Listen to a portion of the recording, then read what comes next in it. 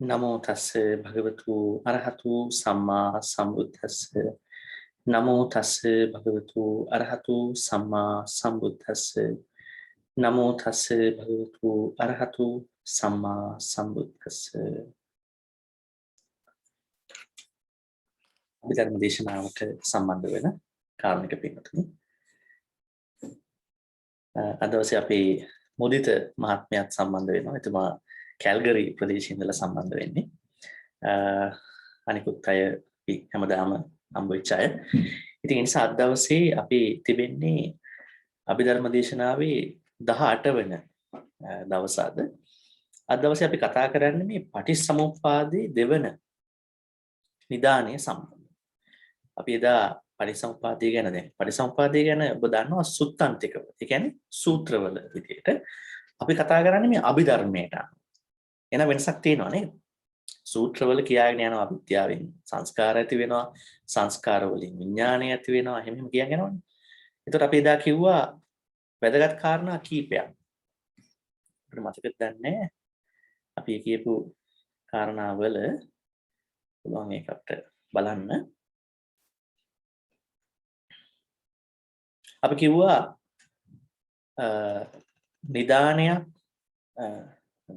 නිදානයකට අපි පච්චය කරනවා කියලා අපි කිව්වා. එතකොට ඒ පච්චය උනයින් පස්සේ අපි ඒකට කිව්වා පච්චයුප්පන්න කියලා. ඒ කියන්නේ දැන් අවිද්‍යාව පච්චය වෙනවා. අවිද්‍යාව පච්චය උනයින් පස්සේ පච්චය කියන්නේ කන්ඩිෂන් කියන එක. කන්ඩිෂන් කරනවා කියන එක. අවිද්‍යාවෙන් කන්ඩිෂන් වෙනවා, පච්චය වෙනවා. හැදෙන්නේ සංඛාර. සංඛාර වලින් ආයි පච්චය වෙලා හැදෙන්නේ විඥාන. එතකොට දැන් අවිද්‍යාවෙන් පච්චය වෙලා හැදෙන එකට අපි කිව්ව සංඛාර වලට ඒ හැදෙන එකට කිව්වා පච්චයුප්පන්න කියලා. එතකොට මේ ක්‍රියාවලියට අපි කිව්වා පච්චේ සත්‍ය කියලා. පච්චේ සත්‍ය. එතකොට පච්චය අපි මෙහෙම ගමුකෝ. පච්චේ ඊතලයක් පච්චයුප්පන්න. ඒ වෙන ක්‍රියාවලියට පච්චේ සත්‍ය කියලා අපි කතා කළා. ඉතින් මේ වැඩේ තමයි දිගටම යන්නේ. දැන් අද අපි දෙවෙනි දවසට ආව සංස්කාර අවිද්‍යාව ගැන කතා කරලා නොබලපු කෙනෙකුට අපිට අපේ ස්ලයිඩ්ස් ටික ඇකඩෙමියා එඩියු එකේ තියෙනවා. ඒ වගේම YouTube එකේ තිබෙනවා වීඩියෝ. අපි නම් අද සංස්කාර වලට යමු. තාම වැදගත්ම තැන ඉතින් අවිද්‍යාව තිබුණු පළියට මුකුත් වෙන්නේ නැහැ. නමුත් අවිද්‍යාවෙන් තමයි වැඩි පටන් ගන්න බලමු.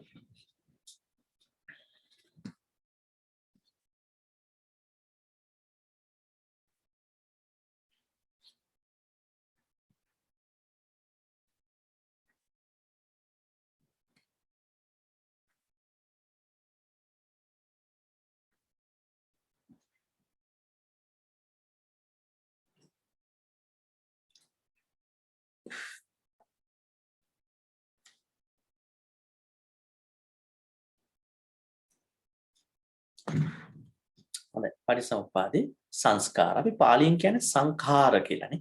සංඛාර. සංඛාර කියලා නම් පාලියෙන් කියන්නේ. අවිජ්ජා සංඛාර.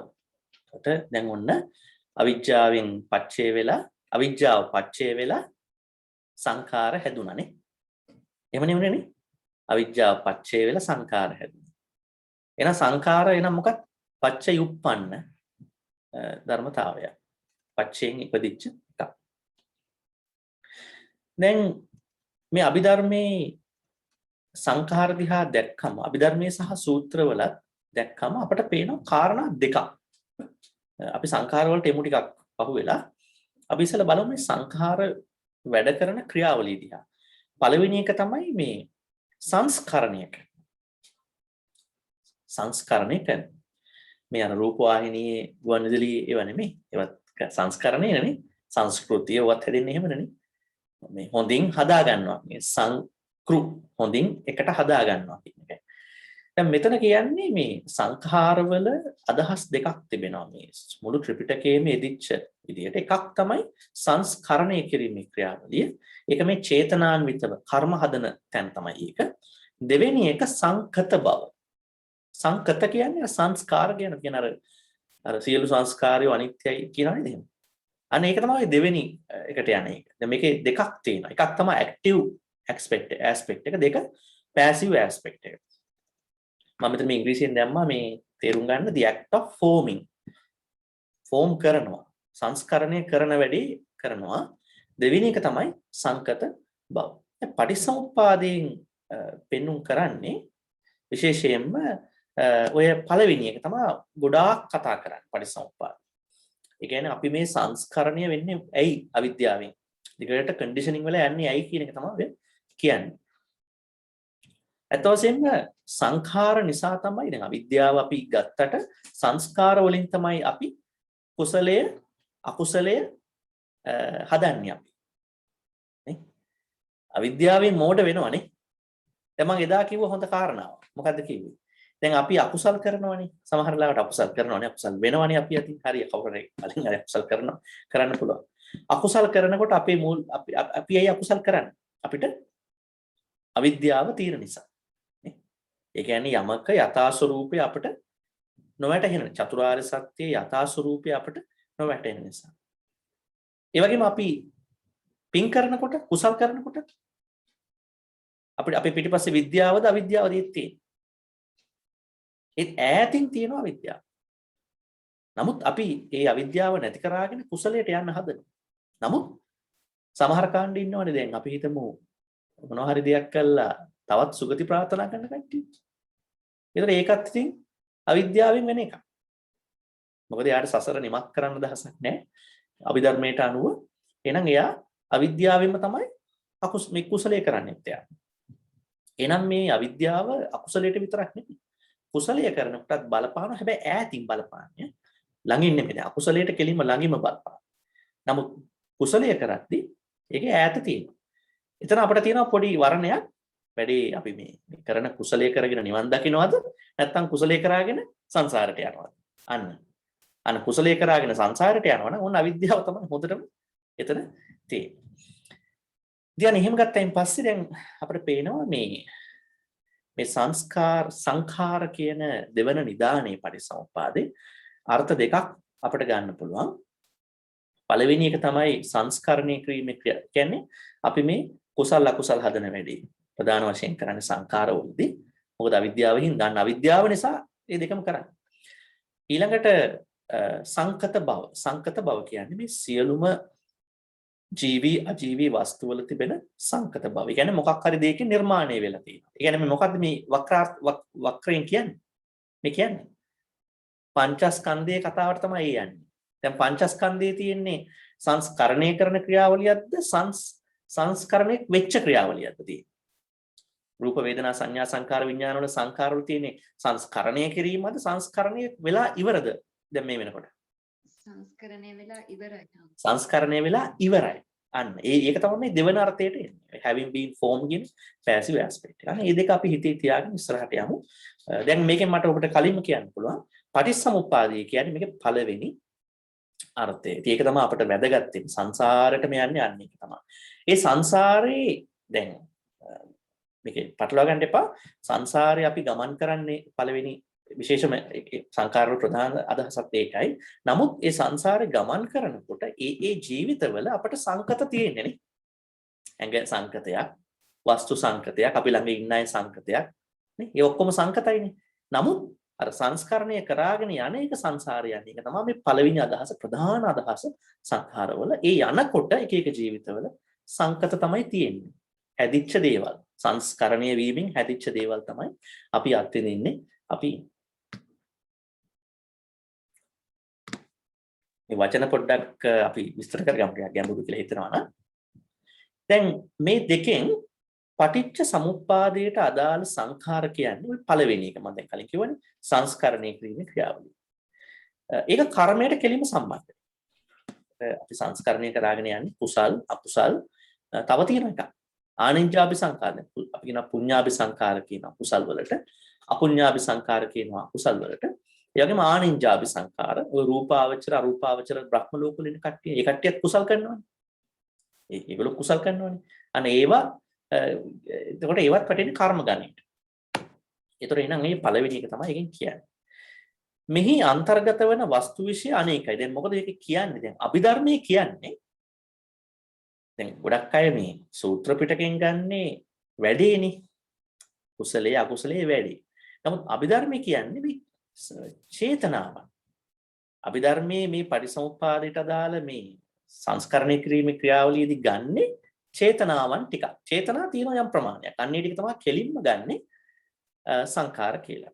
අපි එතනට ඊළඟට එනවා. දැන් මෙහි ගන්න බලන්න මෙතන චේතනාන්විත සියලු මානසික ස්වરૂප මේකට අදාළයි. දැන් අපි අපි පරණ පාඩමකට පරණ දේශනාවකට අපි යන්නේ.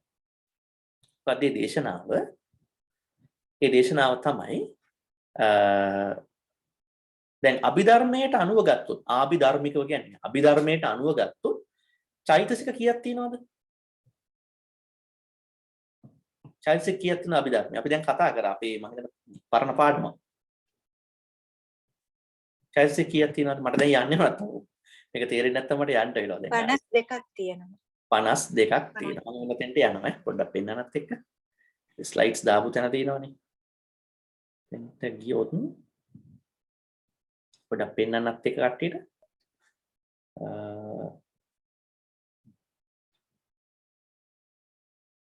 අපි සාමාන්‍ය මෙතන තමයි ඔක්කොම දාන්නේ. අපේ ඇකඩමියා සයිට් එකේ තියෙන්නේ. මේක පල්ලෙහාට ගියාම පේනවා මෙන්න මේ හරියට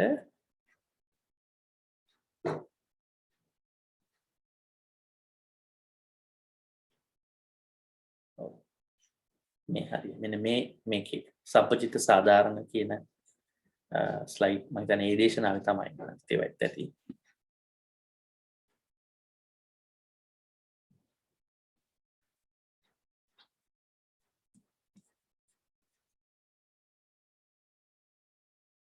දැන් මේටි මෙන්න 52ක් තියෙනවා. චෛතසික 52යි නේ. දැන් මේ චෛතසික 52කින් සියලුම චෛතසික 52 කියන්නේ ඔක්කොම චෛතසික සංස්කාර වෙනවා. ඇයි වෙන්නේ නැත්තේ? එහෙනම් අපිට දැන් මගේ අර පරණ සයිඩ් එකේ මේක තියෙනවා. සියලුම චෛතසික සංස්කාර වෙන්නේ නැත්තේ ඇයි?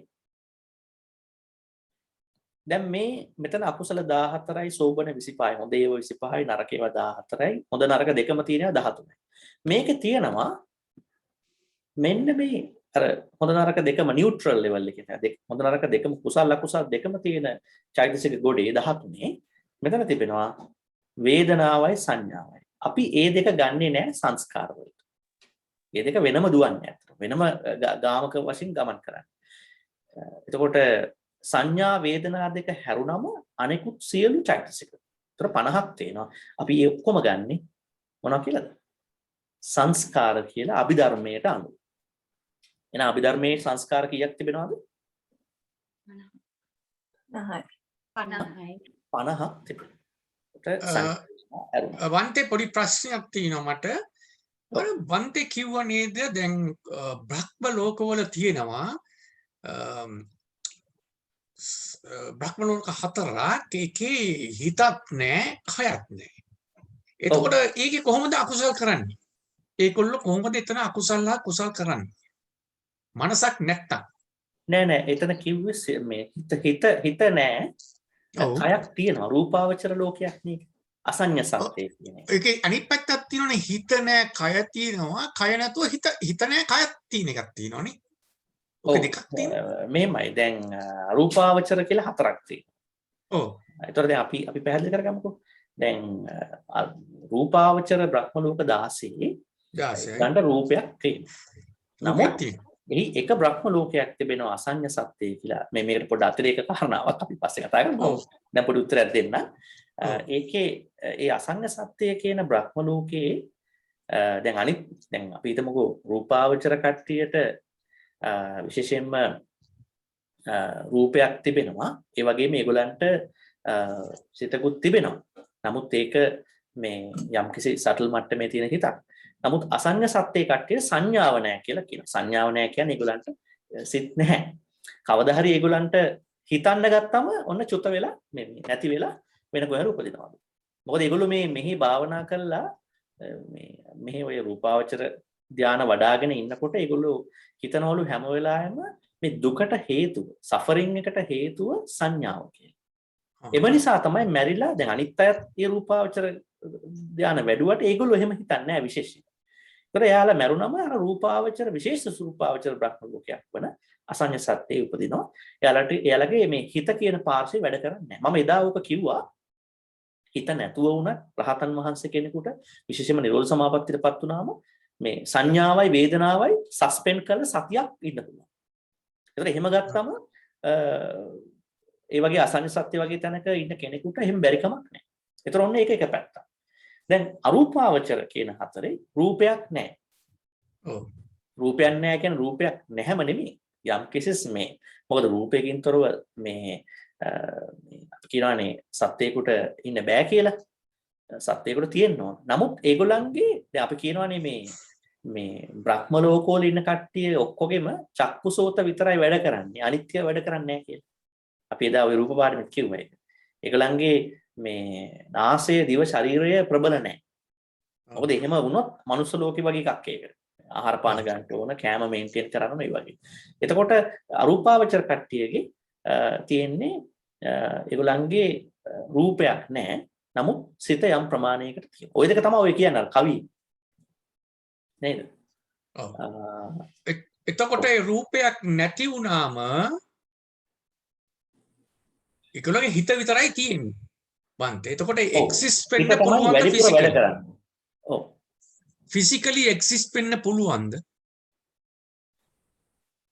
මෙහෙමයි. දැන් ඔතන ඔය කියන්නේ බ්‍රහ්මයන්ගේ චක්කු සහ සෝත තමයි වැඩ කරන්නේ.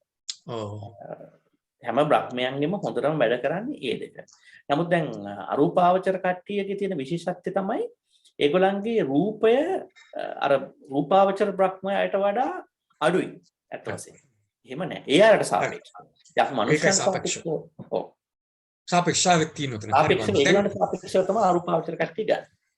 හරි බං. තේරුණා. කතා කරගමු පස්සේ කතා කරමු. දැන් මේකට යන්න. ඔව්. දැන් එතකොට සංස්කාර ඔන්න දැන් වශයෙන් අපි ගන්න අභිධර්මයේ තියෙන චෛතසික 50 පමණයි. 52ම ගන්න බෑ. මොකද සංඥාවයි වේදනාවයි ගන්න බෑ ඒකට. ඒවා වෙනම යන ඒවා. මොකද එහෙම යන්නේ දැන් පංචස්කන්ධෙත් ඒවා වෙනමනේ තියෙන්නේ නේද? ඒ රූප වේදනා සංඥා සංකාර විඥාන. වේදනා සංඥා වෙනම කතා කරන්නේ. සංස්කාර වෙනම. ඒක මට පොඩ්ඩක් කියන්න අවශ්‍ය වුණා. ඊළඟට අපි යමු අපේ ස්ලයිඩ් එකට ආයි. දැන් මෙතන මම මේක තමයි කිව්වේ සංඥාවයි වේදනාවයි අර අනිත් ඔක්කොම 50ම සංස්කාර. දැන් සූත්‍ර පිටකයේ විශේෂයෙන්ම මේ විභංග සූත්‍රයේ සංයුත්ත නිකායේ පටිච්චසමුප්පාදේ විස්තර කරනවා. මේ පටිච්චසමුප්පාදය මේ සූත්‍ර පිටකෙත් විස්තර කරනවානේ. එතන විස්තර කරනවා මෙන්න මේ ආකාරයට. සුත්තන්ත ආකාරයට කතමාච භික්කවේ සංඛාරා. මොනවද මේ සංස්කාර කියන්නේ පටිච්චසමුප්පාද. තයෝ මේ භික්කවේ සංඛාරා සංස්කාර තුනයි.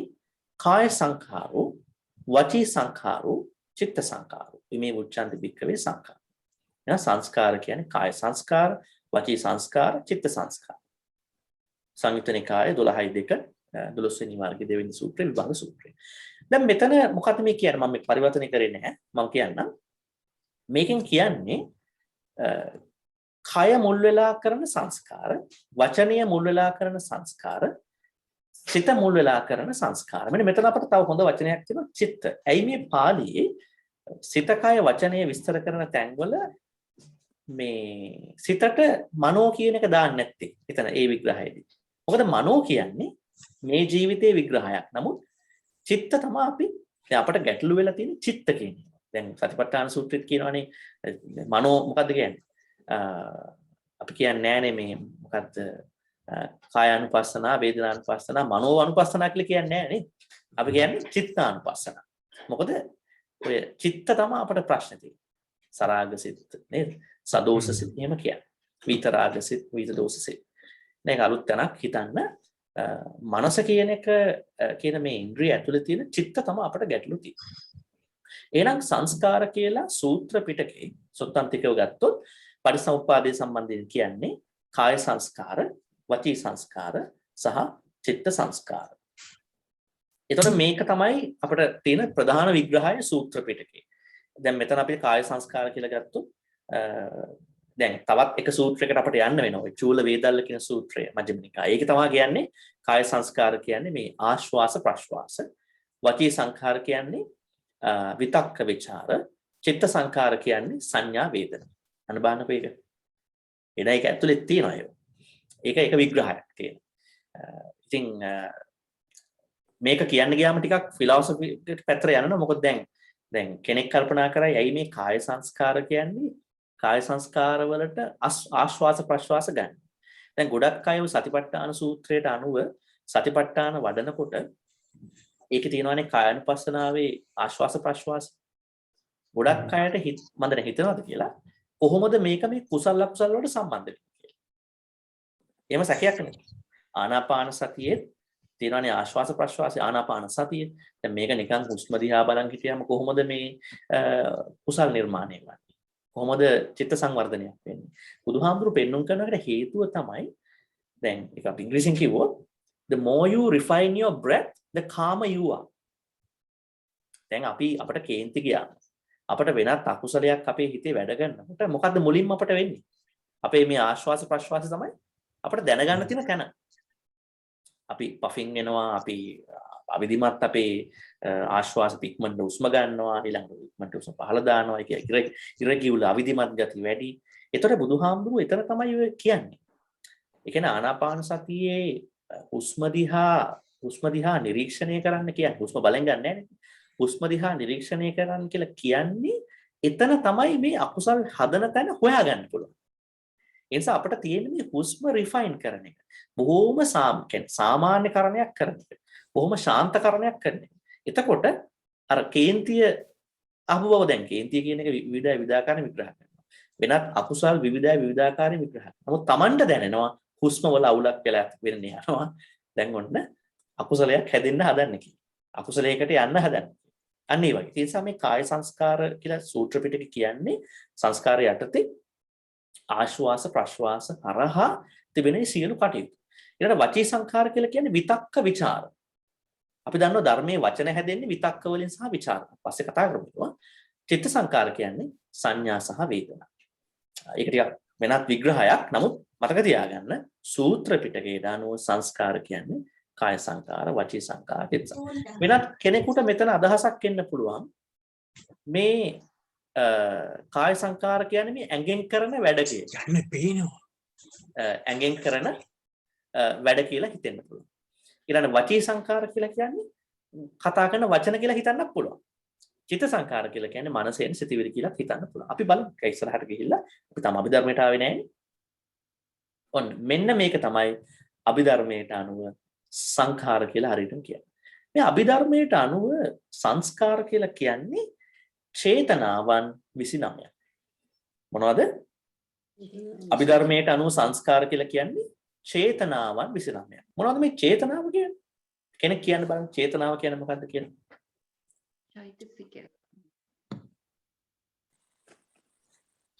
චේතනාව කියන්නේ වන්තේ ඉංග්‍රීසියෙන් කියනවා නම් feeling.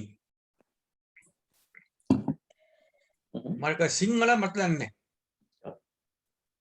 අනිත් අය චේතනාව අපි ඒක පැහැදිලි කරාගෙන යමු නැත්නම් මේක තේරෙන්නේ නැති වෙයි. ඔව් ඒකත් හොඳයි. ඔව්. නැත්නම් මේ පදේ තේරෙන්නේ නැහැ අපිට. මොකද්ද මේ චේතනාව කියන්නේ? අපේ අභිධර්ම පන්තියට සම්බන්ධ වෙන අනිත් පැරණි අය ඉන්නවා මෙතන කියන්නේ. දන්න කෙනෙක්? ටික හැමතුරනේ චේතනාව. ඔව්. විල්ල. පොඩක් ඇහෙන්නේ නැහැ. සිතුවිල්ල හැමතුරනේ. කරන්න යනකොට ඇතිවෙන සිතුවිල්ල චේතනාව. සිතුවිල්ල. චේතනාව කියන්නේ සිතුවිල්ල. ඊළඟට තව අපි දැනගෙන මේ යම් දෙයක් කරනවා නම් කර්මය චේතනාව කියන්නේ කර්මය. එතකොට අපි දැනුවත්ව යම් දෙයක් කරනවා නම් ඒක චේතනාව කියන්නේ කර්මය කියලා කියන්නේ කොහොමද? ඒ කියන්නේ දැන් මෙතනින් ඔක්කොම හැදිලා ඉවරයි. ඉස්සරහට යන්නේ නැහැ නේ. චේතනාවෙන් කර්මය හැදෙනවා නේ. චේතනාව කියන්නේ කර්මය. සරි. නෙමෙයි. චේතනාවෙන් කර්මය හැදෙනවා. දැන් ඉස්සරහට යනවනේ අපි දැන් මේකේ විඥාන අරවම ගොඩක් යනවනේ. එතකොට දැන් මේ සංස්කාරවල යටතේදී අපි චේතනාවෙන් සාමාන්‍යයෙන් කතා කරන්නේ මෙතන. අපි කියමු තව උත්තර තියෙනවා කාගේ හරි. මම හිතන්නේ චේතනාව මම කිව්ව වැරදි. හම්දුනේ. feelings නෙවෙයි. හොඳයි. චේතනාව කියන අපි සාමාන්‍යයෙන් කවුරුත් දන්න අර්ථකථනයක් තියෙනවානේ. ඒකේ තියෙන චේතනහම්බික්කවේ කම්මං වදා. කර්මය කියන්නේ චේතනාව කියලා කියනවා. එකක් කියනවා. නමුත් චේතනාව මොකක්ද කියලා කියන්නේ මෙතන. ඒතර චේතයිත්වා කම්මං කරෝති කායන වාචාය මනස. අන්න චේතයිත්වා කම්මං කරෝති. චේතනාන්විතව කර්මය. ඒතර මෙතන ප්‍රශ්නේ තියෙන්නේ මේ ඉංග්‍රීසි පද ටිකක් අපිට සමහරවිට මේක පැටලෙන්න පුළුවන්. එකක් තමයි intention කියන පද. ඇත්තටම චේතනාව කියන්නේ intention එක නෙමෙයි. චේතනාව කියන්නේ intention එක නෙමෙයි. මොකද ඒකට හේතුව චේතනාව intention එක වුණොත් සම්මා සංකප්ප වලට මොකද්ද කියන්නේ? අපි සංකල්ප වලට කියනවා intention. මොකද හේතුව දැන් අපි චේතනාවෙන් තමයි අපි කර්ම හදන්නේ.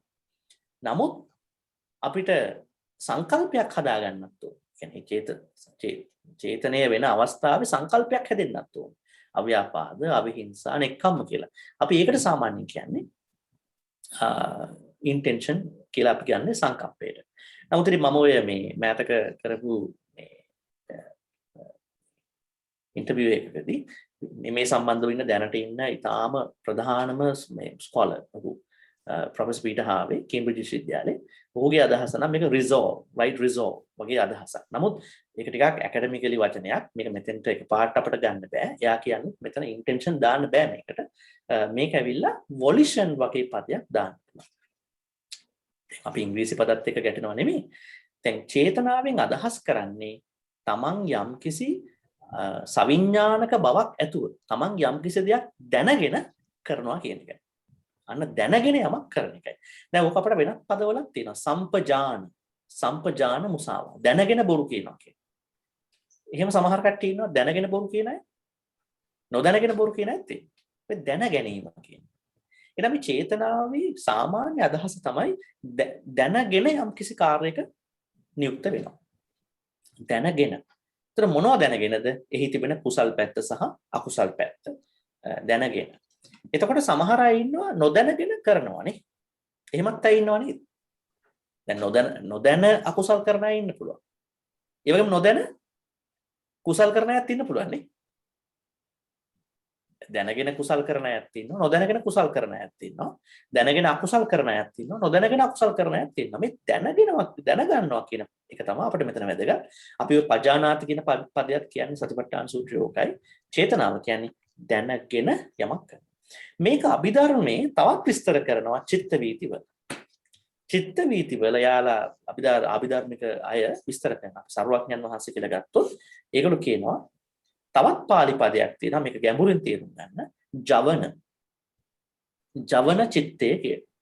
ඒ ජවන කියලා කියන්නේ බලවත් චේතනාව. දැන් අපි හිතක් හැදෙනකොට චිත්තක්ෂණ 17ක් ගිහිල්ලා අවසාන හරියේ මොකද්ද වෙන්නේ? අවසාන හරියේ අපිට ඔය ජවන් 7කට යනවානේ. මරණ මොහොත ජවන් 5යි. ඒතේ ජවන් 7කට යනකොට ඒ අපි කරපු වැඩේ චේතනාව එහි යනවා මෙහි යනවා. එහි යනවා මෙහි යනවා. එහෙම වෙනවනේ. දැන් පින්කමක් කරද්දී සමහරුත් එහෙම වෙනවනේ. විවිධ හේතු නිසා. ඒතර ජවන කියන පදේ සම්බන්ධය. ඔය අභිධර්මයේ තව පැත්තක්. දැන් මෙතන මේ සංඛාර සම්බන්ධව අභිධර්මයේ ඍජුවම අරන් තියෙන්නේ චේතනාවන් 29ක්. දැනගෙන කරන වැඩ 29ක් තමයි අරන් තියෙන්නේ. ඔබට පැහැදිලිව පේනවා. අකුසල චේතනා 12ක් තියෙනවා. මොනවද මේ 12? අපි කතා කරා. මේ චිත්තවලට මේ ආයි යන්නේ. මේ ආයි කොහෙටද යන්නේ? චිත්ත පාඩමට. අපි පටන් ගත්ත ඒවයි. ඒ කියන්නේ අකුසල් සිත් 12. එනේ අකුසල් සිත් 12ම අරන් තියෙන්නේ අකුසල් සිත් කියලා නෙමෙයි. අකුසල චේතනා කියලා. මොකද මේ 12ම කරනකොට අපිට චේතනාන්විත භාවයක් තියෙනවා. ඒතර මේ 12 ගන්න අපි කියවන ලෝභ මූලික සිත් 8ක් තියෙනවා. ලෝභ මූලික චේතනා 8යි, දෝෂ මූලික චේතනා 2යි, මෝහ මූලික චේතනා 2යි. අන්නේ තමයි මේ 12. ඊළඟට කුසල පැත්තෙන් මහා කුසල චිත්ත 8ක් තියෙනවානේ. විපාකයි ක්‍රියා අපට අදාළ නැහැ. විපාක අපට ලැබෙනවා. ක්‍රියා රහතන් වහන්සේලාගේ. එතකොට මෙතන අපි පින්කමක් කරනකොට අපට ඇති වෙන ඕනම පින්කමක් ඕනම ලොකු පින්කමක් කුසලයක් කරගන්නකොට ඇති වෙන චිත්තාට අපි කියනවාට මහා කුසල චිත්තාට කියලා නෙමෙයි මෙතනද කියන්නේ මහා කුසල චේතනාට. ඊළඟට දැන් මේවා ධානය ලැබුවාට මේ අන්තිම දෙක. රූපාවචර ධාන මේ ලැබපු කාණ්ඩේ. ඒ කාණ්ඩයේ කුසල චේතනා පහක් තියෙනවා. නේ? ඊළඟට අරූපාවචර කුසල චේතනා හතරක් තිබෙනවා. ඒ කියන්නේ මේ ජීවිතයේ රූපාවචර ධාන වලටපත් වෙච්ච අය. මේ ජීවිතයේ අරූපාවචර කුසල ධාන වලටපත් වෙච්ච අය. මේගොල්ලෝ මේ රූපාවචර කුසල චේතනා ඇති වුණාට අරූපාවචර අයගේ අරූපාවචර කුසල චේතනා ඇති වුණාට මේගොල්ලෝ ජීවත් වෙන්නේ කොයි ලෝකෙද? බ්‍රහ්ම ලෝකේ. බ්‍රහ්ම. යා රූපාචර කට්ටිය ඉපදලා තියෙන බ්‍රහ්ම ලෝකවල. ඔව් මේගොල්ලෝ දැන් කොහෙද ඉන්නේ? දැන් අපි හිතමු දැන් මෙහෙ ඉන්න කෙනෙක් මිනිස්සෙක් හරිද? මෙහෙ ඉන්න මිනිස්සෙක් ධාන වඩන. කවුරු හරි කෙනෙක් පංච නීවරණ අඩු කරාගෙන ධාන වලටපත් වෙනවා. රූපාවචර ධාන වලටපත් වෙනවා. ඊට පස්සේ මොකද්ද වෙන්නේ යාට? එයා රූපාවචර ධාන වලටපත් වෙනවා. ඊට පස්සේ එයාගේ කටයුතු මොනවද ඊට පස්සේ? එයා කරන හොඳ වැඩක් තියෙනවනේ. එයා රහත්ුන් නැහැ. එහෙනම් මේ රූපාවචර කුසල චේතනා පහයි අරූපාවචර කුසල චේතනා හතරයි කොහේ ඇති වෙනවද? රූපාවචර ලෝකෙ ගිහිල්ලා ඇති වෙනවද? අරූපාවචර ලෝකෙ ගිහිල්ලා ඇති වෙනවද? මේ කාමාවචර ලෝකෙ ඉඳලා කරගන්නේවද? තේරුණාද දන්නේ නැහැ. දැන් අපි හිතමු අපි අතර ඉන්න කෙනෙක් ධාන වඩලා රූපාවචර ධාන වලටපත් වෙනවා. මෙහි බන්තේ පොඩි ප්‍රශ්නයක් මොන ධානයද? පළවෙනිද, දෙවෙනිද, තුනද, හතරද? හතරවෙනි ධානය ලැබුවොත් විතරනේ බ්‍රහ්ම ලෝකෙට ඉපදෙන්න පුළුවන්. ඔව් ඊටාම හොඳ ප්‍රශ්නයක්. දැන් අපි මේක දැන් සීමා කරනවා මේ බුද්ධලිය අඳුන ගන්න. දැන් මොන ධානයද කියලා අහුවෝ. දැන් කෙනෙක් පංච නීවරණ නැති කරාගෙන ඒගොල්ලෝ ප්‍රථම ධානයට, ද්විතීය ධානයට, තෘතීය, චතුර්ථකයට මේ රූපාවචර ධාන හතරටපත් වෙනවා. පත් වෙලා එකපාරට මැරෙන්නේ නැහැ. මේ කාලයක් ඉන්නවා. මේ ලෝකේ ඉන්නවා. එතකොට ඒ එන්නකන් ඒගොල්ලෝ කුසල් කරනවනේ. ඒ කියන්නේ මේ ධානයෙන් පිරෙන්නේ නැත්තම් එයාලා මෙහෙදි කුසල් කරනවා. අන්න ඒව තමයි මේ කියන්නේ. මේ එහෙ ගිහිල්ලා කරනේව නෙමෙයි. මෙහෙදි කරන්නේ. එතකොට දැන් එහෙදි යාලා උපදින්නේ මොනවා නිසාද? මෙහෙදි කරපු කුසල් නේද? අන්න ඒවා විපාක. රූපාවචර විපාක චිත්ත වලින් එහි ගිහිල්ලා උපදිනවා. නේ? විපාක චිත්ත වලින් එහි ගිහිල්ලා උපදිනවා. ඊට පස්සේ මොකද්ද වෙන්නේ? ඊට පස්සේ වෙන්නේ එහෙදි වැඩ කරන ඒවා මොනවද? එහි වැඩ කරන ඒවා රූපාවචර ක්‍රියාචිත්ත එහි වැඩ කරනවා. නේ? ක්‍රියාචිත්ත වැඩ කරනවා. අරූපාවචරත් ඔය කතාවම තමයි. මෙහෙදි අර 5 6 7 8 නේ? ඒ හතරනේ. ඒ මොනවද? ආකාසානං ඡායතනය, විඥානං ඡායතනය, ආකින්චඤ්ඤායතනය, නිවසනාසඤ්ඤායතනය. ඒතර ඒ හතර ඒ ධාන වලටපත් වෙච්ච කාණ්ඩේ මරණකම් මෙහි ඉන්නව. නේ? ඒතර ඒ ධාන ලබාගෙන ඒ කට්ටිය මරණකම් ඒ කුසල් වැඩක් කරනවානේ. අන්න ඒ හතර මේ කියන්නේ. ඊට පස්සේ අන්තේ එතකොට ඒගොල්ලෝ විපාක භුක්ති විඳිනවා එහෙ. ඔව් බන්තේ එතකොට ඔය මේ රූපාචර වලත් අරූපාචර වලත් ඉපදෙන්න ධාන කීයකට යන්න ඕනද? අපි හිතමු ධාන දෙකකින් එයා මරුණයි කියලා. එතකොට ඉපදෙන්නේ නැහනේ. එතකොට උපදිනවා. අපි දවසක් ඒක කරා. ඒ කියන්නේ දැන් ඔය මේ බ්‍රහ්ම ලෝක 16 අපි වෙන් කරලා කතා කරා ඒක. ඒ කියන්නේ දැන් ඔන්න බ්‍රහ්ම පුරෝහිත, බ්‍රහ්ම පෞරසජ්ජ කියන ඒවට යන්න පුළුවන් පළවෙනි ධාන. එහෙම අපි කරා ඒක. ඊට පස්සේ දැන් ඔව් අපි ටික කරා. ඒකම බලන්න. ඔව් වෙනම පාඩමක් වශයෙන් අපි ඒක කරා. මම හිතන්නේ මේ කරේ මීට කීවෙනි එපිසෝඩ් එක? කලින් එක අපි කරා ඒ ටික. හොඳයි. එතකොට දැන් ඔබට තේරෙනවා මෙතන මේ ඔක්කොම දේවල් මේ ජීවිතේ කට්ටිය කරගන්න දේවල්. අපිට මේ ඇස්පන අපිට පේන ජීවිතේ. ඒතර 29 චේතනාවන් 29ක් තිබෙනවා. අපි පොඩ්ඩක් බලමු මේ අකුසල චේතනා 12 ගැන පොඩ්ඩක් කල්පනා කරමු. දැන් අපි දවස් ගානක් මම ඕක කිව්වා ඔබත් එක්ක. අපි වැඩිපුර අකුසල් කරන්නේ ලෝභය මුල් වෙලාද? දෝෂය මුල් වෙලාද? මෝහය මුල් වෙලාද? මෝහය මුල් වෙලා. ඔව් හැම අකුසලයකම මෝහය තියෙනවා. ඒ කියන්නේ අපි මේ මෝහය කියන්නේ අවිද්‍යාවනේ. දැන් අවිද්‍යාව තමයි සංසාරේ අපි ගමන් කරන සාධකේ. නමුත් අපිට එක එක ජීවිතවල අපි මේ අවිද්‍යාවේ අංකුරයක් එක්ක වැඩ කරනවා. අපි ඒකට කියනවා මෝහය කියලා. අවිද්‍යාවෙන් තමයි මේ අපි ඔක්කොම ගමන් කරවන්නේ. නමුත් ඒ ජීවිතවල අපි ඒක හඳුන්වන්නේ මෝහය කියලා. දැන් මට අවිද්‍යාව තියෙනවා කියනට වඩා මම කියන්නේ මෝහය තියෙනවා කියලා. අවිද්‍යාව නිලීන වෙලා තියෙනවා. නමුත් මෝහය තමයි අපට බලපාන්නේ ගොඩක් වෙලාවට. එහෙනම් අපට ගොඩාක් බලපාන්නේ මෝහය හැම එකටම බලපානවා. නමුත් සාමාන්‍ය ජීවිතය අපට ගොඩක් බලපාන්නේ මොකක්ද? ලෝභය. ඇයි? චේතනා 8ක් තිබෙන්නේ ලෝභය සම්බන්ධ. ඒ කියන්නේ අපි මරණකම්ම ගොඩාක් අපි කරගන්න අකුසල් සම්බන්ධ වෙන්නේ ලෝභයට. ඊළඟට අවස්ථා දෙකක් තිබෙනවා කේන්තියට. සමහර කට්ටිය ඒවා පාලනයක් කරගන්න, සමහර කට්ටියට ඒක පාලනයක් කරගන්න බැරි වෙනවා. දෙකක් තිබෙනවා. ඉතින් ඊට පස්සේ මෝහය කියලා කියනවා. එහෙනම් මේ අකුසල චේතනාවන් 12ක් කතා කරන මේ වෙන පුත් නෙමෙයි අර අකුසල චිත්ත 12ම තමයි. ඊළඟට අපි කිව්වා කුසල චේතනා මේ මහා කුසල චිත්ත 8ක් තියෙනවා. ඒ 8ෙත් අපි කතා කළා. ඒකේ තිබෙනවා මේ වැදගත් කාරණා කීපයක්. එකක් තමයි අර අකුසලිත එක තියෙනවා. දැන් සමහර වෙලාවට අපි නරක වැඩ කරනවා. ලෝභයේ මුල් වෙලා කේන්තිය අරගෙන මෝහයෙන් අනිත් අයගේ බලපෑමකින් තොරව තමන් විසින්ම මත හදාගෙන කරනවා. ඒතර ඒවා ගොඩක් බරපතලද නැත්නම් වෙන කෙනෙක් අපිව නිකන් උසිගන්නලා කරන එකද බරපතල? අපි කරගන්න පාපේ පැත්තෙන්. අපි තනියෙන් කරන හිතන කරන අපි කරගන්න එක බරපතල. ඒ කියන්නේ අපි කියන අසංකාරික සසංකාරික කියලානේ. එතකොට අපි පොළඹවලා අපි අකුසලයේ කරන එකත් කර්ම තියෙනවා ඒවට. නමුත් අපි විසින් කරගන්න එක විතර බෑ. ඒ වගේම ඔය අතරේ අපි මත හදාගෙන කරන එකද අකුසලයේ කරන එකද බරපතල. අපි මත හදාගන්න නැතුව අකුසල කරන. සමහරලාට ඉන්නවනේ දැන් සමහර ඉන්නවා දැන් ඔන්න මත්පැන් ගන්න. මත්පැන් ගන්න. සෝෂල් ඩ්‍රින්කර් කෙනෙක් කියන්නේ. තවත් කෙනෙක් ඉන්නවා බිව්වට කමක් නැහැ කියලා මතයක් හදාගෙන ඉන්නවා. අරකට විග්‍රහ කරගන්නවා සුරාමේරියත් මද පමණට බොන්න පුළුවන් කියලා. දැන් ඔන්න අර මතයක් හදාගෙන එයා බොන්න පටන් ගන්නවා. සමහර කෙනෙක් ඉන්නවා මේ නිකන් සෝෂලි එතන ගිහිල්ලා එක වෙනවා. ඒකත් හොඳ නෑ කියමුකෝ ධර්මයට අනුව. නමුත් ඒක වෙනවා. එතකොට අර මත හදාගෙන බොන කෙනා තමයි බලවත් අකුසලයේ කරගන්නේ. මොකද යා දිට්ඨිගත සම්පයුක්ත අන්න. යා දෘෂ්ටි හදාගෙන වැඩේට බහින්නේ. දැන් ඕක අනිත් හැම දේවල් වලටම තියෙනවා. කැම්බියම් වලට තියෙනවා, මත්පැනට තිබෙනවා, පුද්ගලයෝ සම්බන්ධව තිබෙනවා, වස්තු වලට තිබෙනවා. මත හදාගන්න එපා. කාමයට මත හදාගන්න එපා. මුක්ති විඳින්න. මත හදාගත්තොත් ඒක බරපතල වැඩි. ඊළඟට කුසල් පැත්තෙත් අපි කිව්වා කුසල් පැත්තෙත් තිබෙනවා ද්වි හේතුක සහ ත්‍රි හේතුක. දැන් මේ 8ත් අපි කතා කර ගොඩක් ඒවා.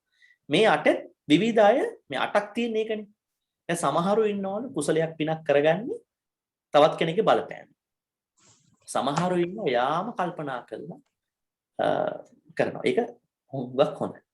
තවත් සමහරු ඉන්නවා ඒගොල්ලෝ මේ ඒ පින හෝ කුසලය කරනකොට බලාපොරොත්තු ඇති කරගෙන කරනවා.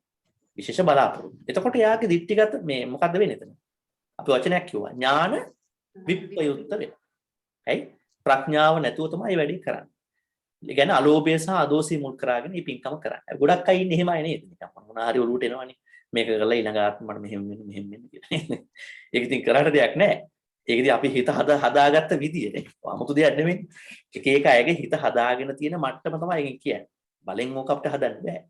දැන් අපි හිතමු කෙනෙක් ඉන්නවා යම් කිසි පිනක් කරාම එයාට එක පාට මතක් වෙනවා ඊළඟ ජීවිතේ මම මෙන්න මෙහෙම වෙන්න ඕන කියලා. හිත හදාගත්ත කෙනා කල්පනා ඊළඟ ජීවිතයක් මොකක් වුණත් කමන්නේ මේ මොහොතේ මම හොඳට මේ වැඩේ කරගන්න. ඒතර ප්‍රඥාවෙන් කරන්නේ. ඒතර එයාට ඥාන විප්‍රයුක්ත නෙමෙයි ඥාන සම්පයුක්ත කියන මට්ටම ඇති. ත්‍රි හේතුක කුසලයක් එයා කරගන්න. අලෝභ අදෝස අමෝහ. එනම් මේ මහා කුසල චිත්ත ඒවත් දැන් මෙතන මහා කුසල චේතනා වශයෙන් ගන්නාටේ තියෙනවා වෙනස්කම්. එකක් තමයි පුද්ගලයෝ මෙහෙවුවම ටිකක් අඩුයි. පුද්ගලයෝ මෙහෙවන්නේ නැතුව අපි තනියෙන් කරගත්තොත් හොඳට උගක් පින කුසලයේ වැඩි. ඊළඟට අපි ප්‍රාර්ථනාවන් ගොඩාක් කරගන්න කියොත් විහේතුක වෙනවා. ඥාන විප්‍රයුක්ත වෙනවා. ප්‍රාර්ථනාවන් නැතුව හොඳට ඒ කටයුත්තේ අලෝභය, අදෝසය, අමෝහය වදනය කරගෙන කරගත්තම ඥාන සම්ප්‍රයුක්ත වෙනවා. එහෙනම් දැන් මොකද පේනවා අකුසල පැත්තෙන් චේතනා 12ක් තියෙනවා කුසල පැත්තෙන් චේතනා 8ක් තියෙනවා. දැන් මම ඔබෙන් ප්‍රශ්නයක් අහනවා. ඔබ කොච්චර දඟලලා කොච්චර මහන්සි වෙලා ගොඩක් වීදම් කරලා ඔය ඕන දෙයක් කරාගෙන කුසලයක් කරත් මේ 8න් තොරව වෙන චිත්තයක් එන්න පුළුවන්ද ඔබට? මේ 8 තමයි මේ 8න් මොකක් හරි තමයි. ඒ වගේම ඔබ කොච්චර අපරාධ නරක වැඩකට යොමු වෙලා තිබෙනවා නම් නැත්නම් වුණා නම් අතීතේ ඒ ඔක්කොම දේවල් මේ 12න් පිට එන්න පුළුවන්. මේ 12න් එකක් තමයි. එහෙනම් අපි තේරුම් ගත යුතු වෙනවා මේ අකුසල චේතනා 12යි තියෙන්නේ. අපි කියන්නේ කට්ටිය අකුසල් කරනවා කියන්නේ මේ 12න් එකක් තමයි. අපි කියන්නේ කුසල් කරනවා කියන්නේ මේ 8 එකක් තියෙනවා. අන්න ඒක අපිට පුළුවන් දැන් මේ වෙලාවේ හඳුනා ගන්න තාම. දැන් අපි යමු ධාන වඩපු කාණ්ඩ ගන්න. රූපාවචර අර ප්‍රථම ධානයේ ද්විතීය තෘතීය චතුර්ථ ධාන වලටපත් වෙනවා. මම එතන කැමති අහන්න පොඩි දැනුම පොඩක් හදා ගන්න කට්ටියගේ. දැන් ධාන ප්‍රැක්ටිස් එක. ධාන වැඩිම බුදුහාරුවන්ට කලින් තිබිච්ච එක. තාපසවරු කරපු දෙයක්. බුදුහාමුදුරුවෝ උනා සිද්ධාර්ථ තාපසතුමා අලර්කාලාම තවුසා උද්දකගාවට ගියා. ඒ ගියපු අවස්ථාවල ඒ කට්ටියගේ ධාන වලටපත් වුණා. විශේෂයෙන්ම මේ ආකින්චඤ්ඤ ආයතනය, නේව සංඥානා සංඥායතන වගේ අර අරූපාවචර ධාන මම හිතන 7 සහ 8 වලටපත් වුණා. ඒ පත් වෙච්ච අවස්ථාවල ඒ අය කිව්වා අපි මාත් එක්ක ඉඳලා මේ ශිෂ්‍යෝ ටික බෙදාගෙන අපි වැඩේ කරමු කියලා. ධාන ප්‍රැක්ටිස් කරන්න යනවා. බුදුහාමුදුරුවෝ සිද්ධාර්ථ තාපසතුමා කිව්වා මගේ බලාපොරොත්තු එක නෙමෙයි මට ඉස්සරහට යන්න ඕන. මොකද ධාන කියනියා මොනවද? පිරිහෙනවනේ. ධානයේ කියන්නේ ඉස්සර මිනිස්සු කල්පනා කරා හොඳම මයින්ඩ් සෙට් එකකින් ඉන්න ඕන. අපි ඒකට ඉංග්‍රීසි කියන්නේ බ්ලිස් එක කියලා. ඒ බ්ලිස් එකට යන්න ඕන නම් මොකද්ද කරන්න ඕන? අකුසල් වලින් අයින් වෙලා පංච නීවරණ වලින් අයින් වුණාම ඔන්න ටික විතක්ක ਵਿਚාර පීති සුඛ ඒකග්ගතා කියන පහ හරහා ධාන 8කට යනවා. එතකොට අර මුල් 4ට ගියපු කාණ්ඩේ රූපාවචර ධාන ලබා ගන්නවා කියනවා. ඒවත් හොඳට කරාගෙන තවත් වර්ධනය කරගත්ත අය අරූපාවචර ධාන 4කටපත් වෙනවා. ධාන 8ක් අස්ස සමාපatti කියලා කිව්වා. සිද්ධාර්ථ කුමාරයා බුදුහාමුදුරන්ගේ අදහස උනේ මේව පිරිහම හොඳයි. කුසල් කරන මිනිස්සුන්ට සාපේක්ෂව මේක හොඳයි. නමුත් මේක නෙමෙයි මට ඕන. මට ඕන බ්ලිස් එකකට යන්න නෙමෙයි. يعني දැන් විරාගීව විතරක් හිටියට මදි. මට ඕන සංසාරයෙන් ඈතරවා. මේ ධානයට ලබාගෙන ආය අරූපාවචර ලෝක වලට ගිහිල්ලා ආයි කොහේ උපදිනවනේ. ඒක නෙමෙයි මට අවශ්‍ය වෙන්නේ. ඒ නිසා මට අවශ්‍ය වෙන්නේ මේ බ්ලිස් එකෙන් එහා ගියපු සංස්කාර නැති දැනකට යන්න. මේවත් සංස්කාරනේ. දැන් මේ රූපාවචර කට්ටිය කරන්නේ සංස්කාර. අරූපාවචර කට්ටිය කරන්නේ සංස්කාර. ඉතින් රූපාවචර කට්ටිය 5ක් කරනවා අරූපාවචර කට්ටිය 4ක් කරනවා. මම පොඩ්ඩක් විස්තර කරන්නම් මේක. දැන් රූපාවචර ධාන ලැබපු කාණ්ඩේ මෙහි ඉන්නකොට කාමාවචර ලෝකෙ ඉඳගෙන මෙන්න මේ චේතනා පහ පහල කරගන්න. විතක්ක ਵਿਚාර පීති සුඛ ඒකග්ගතා. මේ කියන්නේ ධානාංග පහ සහිත ප්‍රථම ධාන කුසල චිත්තේ. ඒක පහල කරගන්න. දැන් ඒගොල්ලෝ මේක කරන්න ඕනේ. මොකද ඒවා නොකරුවොත් අර උපදින්නේ නැහැ මරුනේ. විපාකයක් වශයෙන්. ඒක රූපාවචර බ්‍රහ්ම ලෝක 16 උපදින්න මේවා කරන්න. ඊළඟට තවත් කාණ්ඩේ ඉන්නවා විචාර පීති සුඛ ඒකග්ගතා සහිත ဒုတိ ය ඥානය කියන කුසල චිත්තේ වර්ධනය කරගන්න. ධානවල පත්‍රය. තවත් කාණ්ඩයක් කියනවා පීති සුඛ ඒකග්ගතා සහිත තතිය ඥාන කුසල චිත්තේ වර්ධනය කරනවා. මේ රූපාවචර ධානවල පත්‍රයෙන් පස්සේ. තවත් කාණ්ඩයක් කියනවා සුඛ ඒකග්ගතා සහිත තතිය ඥාන චිත්තේ වර්ධනය කරනවා. ඒ වගේම තවත් කාණ්ඩයක් ඉන්නවා උපේක්ඛා ඒකග්ගතා සහිත චතුත්ථ ඥාන චිත්තේ වර්ධනය කරගන්න. කුසල චිත්තේ වර්ධනය කරලා. මේගොල්ලෝ මේ ටික කරාගෙන කුසල් හදා ගන්නවා මේ කාමාවචර ලෝකේ.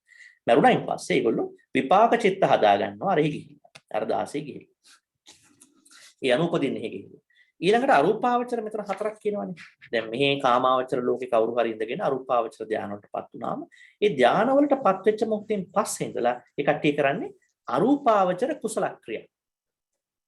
මෙන්න මේවා. උපේක්ඛා සහගත ආකාසානං ඡායතන කුසල චිත්තේ.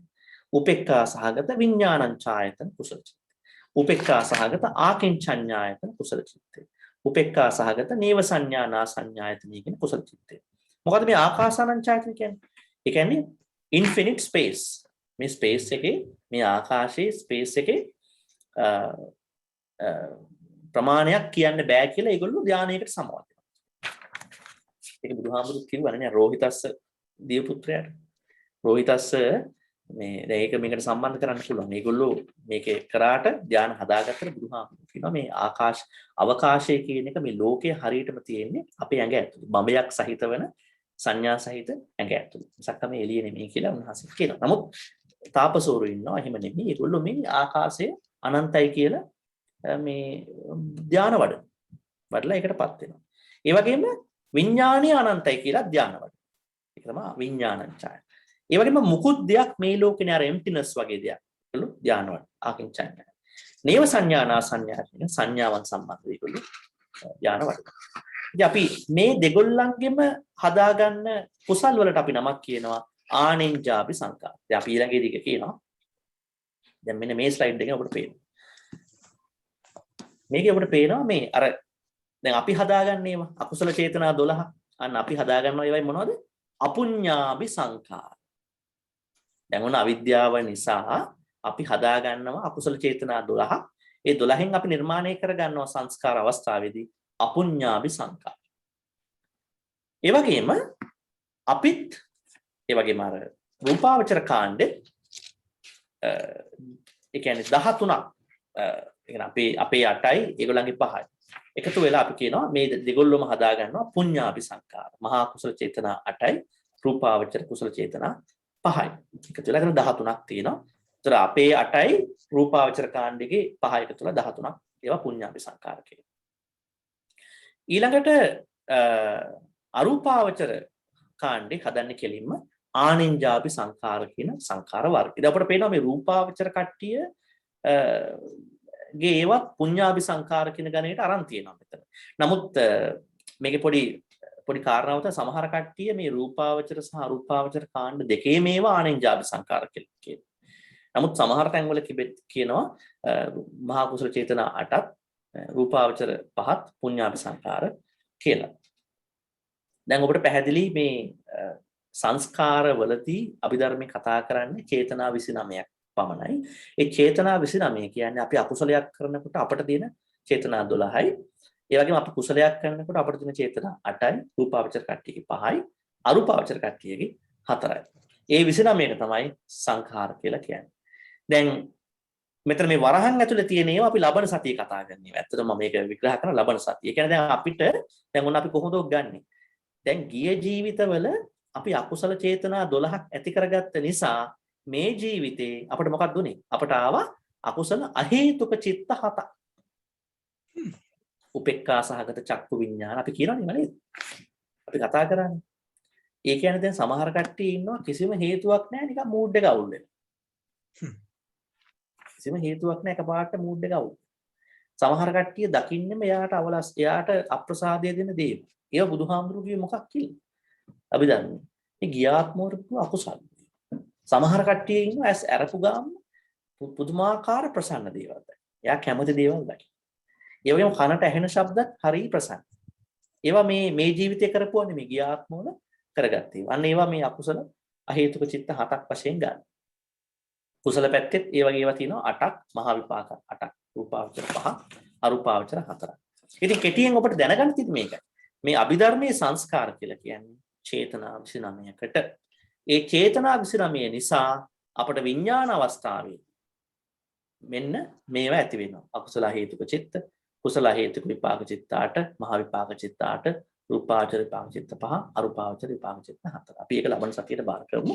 අපි දැන් ඉස්සරහට පොඩ්ඩක් යමු. තව ටිකක් මේක තේරුම් ගන්න.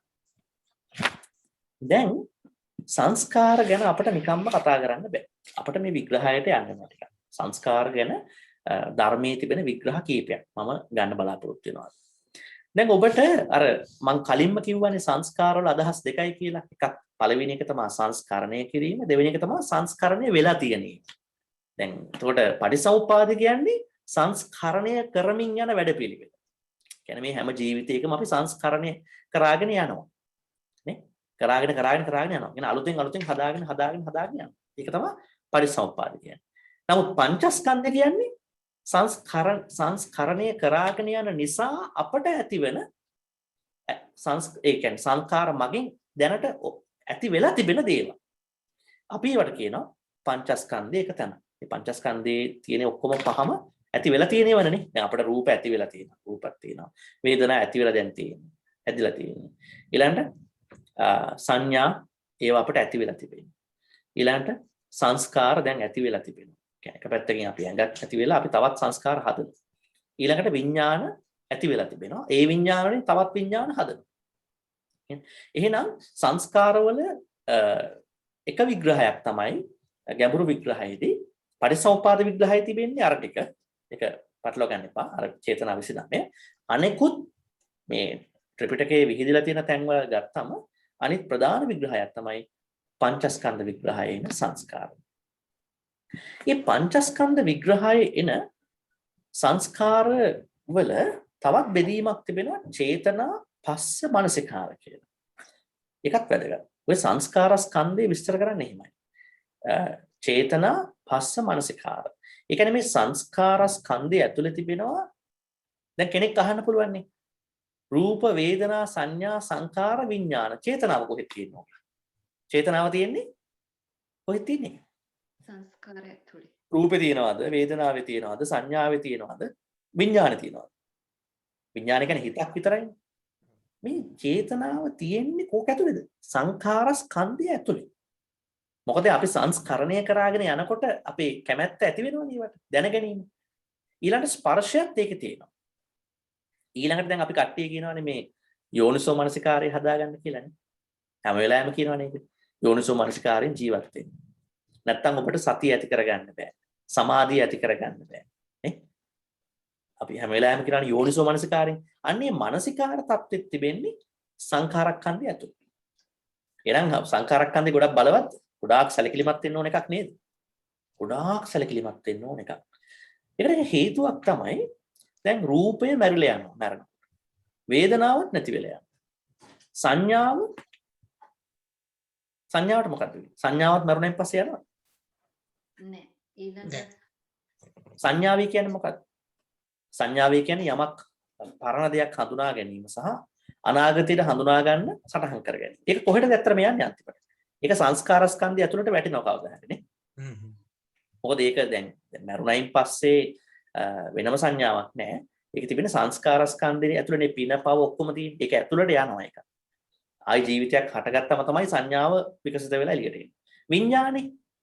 විඥානේ තමයි මේක ගෙනියන්නේ. මේ ඔක්කොම ටික ගෙනියන්නේ. සංස්කාරට පුංචි ගෙනියන්නේ විඥානේ හරහා. නමුත් ඒ මෙතන කියන විඥානේ නෙමෙයි. මොන විඥානේ? භවංග විඥාන. අර එක ජීවිතයක හම්බෙන විඥාන නෙමෙයි. එක ජීවිතයක රැඳිලා දිගට ගමන් කරන විඥාන. එහෙනම් ඔබ තේරුම් ගත යුතු වන්නේ මේ පංචස්කන්ධ විග්‍රහයේ තිබෙනවා සංඛාර. ඒ සංඛාර කියන්නේ චේතනා පස්ස මනසිකාර කියන ගැඹුරු විග්‍රහය අයිති තැන. එතන තිබෙන සංඛාර සංස්කරණය කිරීමට වඩා සංස්කරණය වෙලා තියෙන පැත්තක් එතන තියෙනවා. ඒත් එක්කම අපි සංස්කරණය කරාගෙන යනවා. ඒත් එක්කම පරිසම්පාදන නොකරන්න තෝරන්නේ අපි. ඒ ජීවිතවල. දෙවැනි විග්‍රහය මේ අර මං කිව්වේ චුල්ල වේදාල සූත්‍රයේ තියෙන විග්‍රහය. අර කාය සංඛාර කියලා කියනවා ආශ්වාස ප්‍රශ්වාස වලට, වචී සංඛාර කියනවා විතක්ක ਵਿਚාර. මොකද මේ විතක්ක ਵਿਚාර කියන්නේ? අදහසක් ඇති කර ගන්නවා විතක්ක කියන්නේ ඒකට. ਵਿਚාරය කියන්නේ අදහස අපි ඒ අදහස ගැන අපි ක්‍රියාත්මක වෙන්න. ඒක ਵਿਚාරය කියලා. එහෙනම් මේ වචී සංඛාරය වචී කියන වචන අපි හැදෙන්නේ විතක්ක සහ ਵਿਚාර. දැන් මම හිතුවේ නැත්තම් මට වචනයක් හිතලා පොඩ්ඩක් ඒ හිතීම වර්ධනය කරගත්තේ නැත්නම් මට වචන පාවිච්චි කරන්න බෑනේ නේ. පුළුවන්. එහෙනම් වචන හැදෙන්නේ විතක්ක සහ ਵਿਚාරවල. චිත්ත සංකාර කිව්වේ සංඥාව සහ වේදනාව. ඒ දෙවෙනි විග්‍රහය සංකාර කියන. තුන්වෙනි විග්‍රහය තමයි මේ සාමාන්‍යයෙන් මේ අජීවී ජීවී වස්තු ඔක්කොටම බලපාන සංකත ධර්ම කියන එක. දැන් අපි කියනවානේ මේ බුදුහාමුදුරන්ගේ අන්තිම අවවාදය මොකක්ද? වය ධම්මා සංඛාරා. වය ධම්මා සංඛාරා අප්පමාදීන සම්පන්න. බුදුහාමුදුරුවෝ අන්තිමටම දේශනා කළා කියපු එකත් ඒකම තමයි. මේ පිරුණන් පාන්න ඔන්න මෙන්න තියෙද්දි දේශනා කරේ ඒකයි. කියන්නේ මෙතන මේ කියන සංස්කාර මොනවද? මේ කියන්නේ අර පරිසම්පාද සංස්කාර. පංචස්කන්ධයේ සංස්කාර. කෙනෙක් කියන්න බලන්න මෙතන කියන සංස්කාර මොනවද කියලා. සියලුම හේතු වලින් ඉපදිච්ච දේවල්. හේතුපාදකව ඉපදිච්ච සියලුම දේවල්. හේතු සහිත. හේතු වලින් ඉපදින දේවල්. මොකද්ද මේ මෙතන සංස්කාරය කියලා කියන්නේ? වය ධම්මා සංඛාරා. අර මලගෙවල්ලත් ගහනවා නේද ඔකනේ? ඔව්. හැමතැනම ගහනවා. මෙතන සංඛාර කියන්නේ මොකක්ද? යමකින් යමක් ඇති වෙලා තිබෙනවා නම් අපි ඒකට කියනවා සංඛාර කියලා. යමකින් යමක් ඇති වෙලා තියෙනවා. ඒක සංඛාර. විශේෂයෙන්ම මෙතන අපි කතා කරන්නේ මේ පුද්ගල බද්ධව සහ මේ වස්තු සම්බන්ධව. දැන් කියන්නේ ධර්මයට අනුව සංස්කාර වලින් මිදෙන එකයි තියෙන්නේ. අපි ඒකට කියනවා විසංඛාර කියලා. දැන් මේ ඔක්කොම සංස්කාරනේ අපි ඔක්කොම සංස්කාර. ධර්මයට අනුව සංස්කාර නොවන එකම දෙයයි තියෙන්නේ. අපි කියනවා විසංඛාර කියලා. ඒ මොකද්ද? නිවන තවත් දෙයකින් නිර්මාණය වෙන එකක් නෙමෙයි. ඉතින් ඒක තමයි මෙතන බුදුහාමුදුරුවෝ පෙන්වන්න කරන්නේ සියලුම තවත් දෙයකින් අපි අම්මා තාත්තගෙන් හැදුනා. මේ හැම දෙයක්ම මොකෙන් හරි හැදිච්ච දේවල් තියෙනවා. ඒ කියන්නේ හේතුඵල ධර්මයට සම්බන්ධ වෙච්ච ඒවා. නිර්වාණය හේතුඵල ධර්මයෙන් ඇති වෙච්ච එකක්. නිර්වාණයට එහෙම කියන්න බෑ. දැන් අපි ඒකනේ හොයාගෙන යන්න ඕනේ. එතකොට මේ සංඛාර වය ධම්මා සංඛාරා කියන්නේ යම් කිසිවකින් යම් කිසිවක් ඇති වෙනවා නම් අපි වර්ගන සංස්කාර. පුද්ගලයෝ වස්තු මේ ඔක්කොම සංස්කාර. එහෙනම් ඒක තව විග්‍රහය. හතරවෙනි විග්‍රහය අන්න මේක මට කියන්න අවශ්‍ය වුණා විශේෂයෙන්ම මේ ගිරිමානන්ද සූත්‍රය. දැන් සාමාන්‍යයෙන් වස් කාලේ පිරිසුත්තු සත්‍යයනා කරද්දී ගිරිමානන්ද සූත්‍රය වගේව සත්‍යයනා කරනවා. මේ සූත්‍රයේ අර ආනන්ද හාමුදුරුවෝ බුදුහාමුදුරන්ට කියනවානේ මේ ගිරිමානන්ද කියන හාමුදුරුවෝ අසනීප වෙලා ඉන්නවා කියලා. මෙතනට එන්න බෑ. ඒක බුදුහාමුදුරුවෝ කියනවා මෙන්න මේ දස සංඥා ටික ඉගෙනගෙන ඒ හාමුදුරන්ට කියලා කියන්නේ. ඊළඟ කියලා. දැන් මේ දස සංඥා වල සංඥා කියලා කියන්නේ. එතකොට මෙතන කතා කරන්නේ වෙන විග්‍රහය. ඒ කියන්නේ අසනීපයටපත් වෙච්ච කෙනෙකුට හරියට සංඥාව වැඩ කරනවා නම් අසනීප වලින් මිදෙන්න පුළුවන්. මෙතන මේ සංඥාවේ කියලා කියන්නේ වෙන එකක්. දැන් මෙතන මම මේ සංඛාර අපේ අදහස නමුත් සංඥාවේ කියන එක මෙතන ගන්නේ ඒ perceptions කියන ඒවා. ඒ perceptions 10 ඔබට පේනවා එක තැනක තිබෙනවා සංඛාර කියන පද. මේ බලන්න. අනිච්ච සංඥා. ඒ කියන්නේ හැම දෙයක්ම වෙනස් වෙනවාය කියන perception එක ඔළුවේ තියෙනවා හැම වෙලාවෙම. දැන් ඔය අසනීප හොද කරගන්නටත් මේක හරි වැදගත්. හැම දෙයක්ම වෙනස් වෙනවාය කියන එක ඔළුවේ වැඩ කරන්නේ. අනත්ත් සංඥා. ඕනර්ෂිප් එකක් ගන්න බෑ. මමයේ මාගේ කියලා කිසිම දෙයක ඕනර්ෂිප් එකක් ගන්න බෑ කියන perception එක ඔළුවේ වැඩ කරන්නේ. අසුභය කියලා සුභ නෑ අපි හොඳින් ගත්තට ඉතින් මේක අසුභයකුත් තියෙනවා. ආදීනව කියන්නේ මේකේ ඩේන්ජර් එකකුත් තියෙනවා. කාමයට ගොඩක් බර වුණාම කොහේ යනවද කියලා තේරෙන්නේ නැහැ නේ. ඒකේ ඩේන්ජර් එකක් තියෙන. ඒකත් අපි ඔළුවේ වැඩ කරන්නේ. පහානී කියන්නේ බැහැර කිරීම. බැහැර කිරීම දැන් ඕනම දෙයක් අපි බැහැර කරන ප්‍රමාණයට අයින් කරා ගන්න හිතින් නම් භෞතිකව අපට අයින් කරන්න බැරි වෙයි. ඒ පිළිබඳ අපට perception එකක් සංඥාවක් තියෙනවා. විරාග කියන්නේ නොඇලීම කියන perception එකක් ඔළුවේ වැඩ කරනවා. සමහරවිට භෞතිකව ඉන්නවා. නමුත් අපි මානසිකව ඇලෙන්නේ නැහැ. නිරෝධ කියලා කියන්නේ නිරුද්ධ වීම, නැතිවීම, අර නිවන් ලබනකොට වෙන දෙයක් ඒක. නමුත් ඒ සම්බන්ධවත් අපි කල්පනා කරනවා. සබ්බ ලෝකේ අනබ සියලු ලෝකේ ඇලෙන්නේ නැහැ. දැන් අපි උදේ ඉඳලා රැය වෙනකම්ම සියලු ලෝකේ ඇල්ලලා ඉන්නවා. Facebook එක වෙන්න පුළුවන්, අන්තර්ජාලය වෙන්න පුළුවන්. අපිට මුළු ඔක්කොම ලෝකෙ මෙතෙන්ට ඇවිල්ලා තියෙන්නේ. අපි ඇලිලා. අන්න ඊළඟට අපිට අදාළ එක. සබ්බ සංඛාරේසු අනිච්ච සංඥා. අන්න එතනදී බුදුහාමුදුරු පෙන්වුම් කරා මේ ගිලන් වෙච්ච කෙනෙක්ටත් හරි වැදගත්. ඒ ගිලන් භවෙන් මිදෙන්න සියලු සංස්කාරවල අනිච්ච භාවය. මොනවද මේ සියලු සංස්කාර කියන්නේ? මෙන්න මේ තුනේදී කියපු සංස්කාරනේ. යමකින් යමක් ඇති වෙලා තිබෙනවා. මේ සියලු සංස්කාරවල වෙනස් වෙන භාවයක් perception එකක් වශයෙන් මෙන්න ආනාපාන සති. ඔය තව විග්‍රහයක් සංස්කාරය. දැන් මේක මම කලින් කිව්වා මේ විසංඛාර කියන මේක අර ධම්පද ගාතාවක් තිබෙන්නේ. අනේක ಜಾති සංසාරා සන්ධා විස්සං අනිප්පිසං. ගහකාරකං ගවේ සන්තු දුක්ඛා ಜಾති පුනප්පුනං. නේද?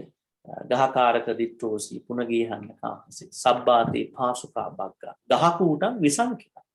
විසංඛාර ගතං චිත්තං තණ්හානං කයමච්චකා. මේ මොකද්ද මේ? බුදුරජාණන් වහන්සේ බුද්ධත්වයට පත් වෙච්ච විකසම සතුටට පළ කරපු ගාථා දෙක. මේක අපිට වැදගත් නේ.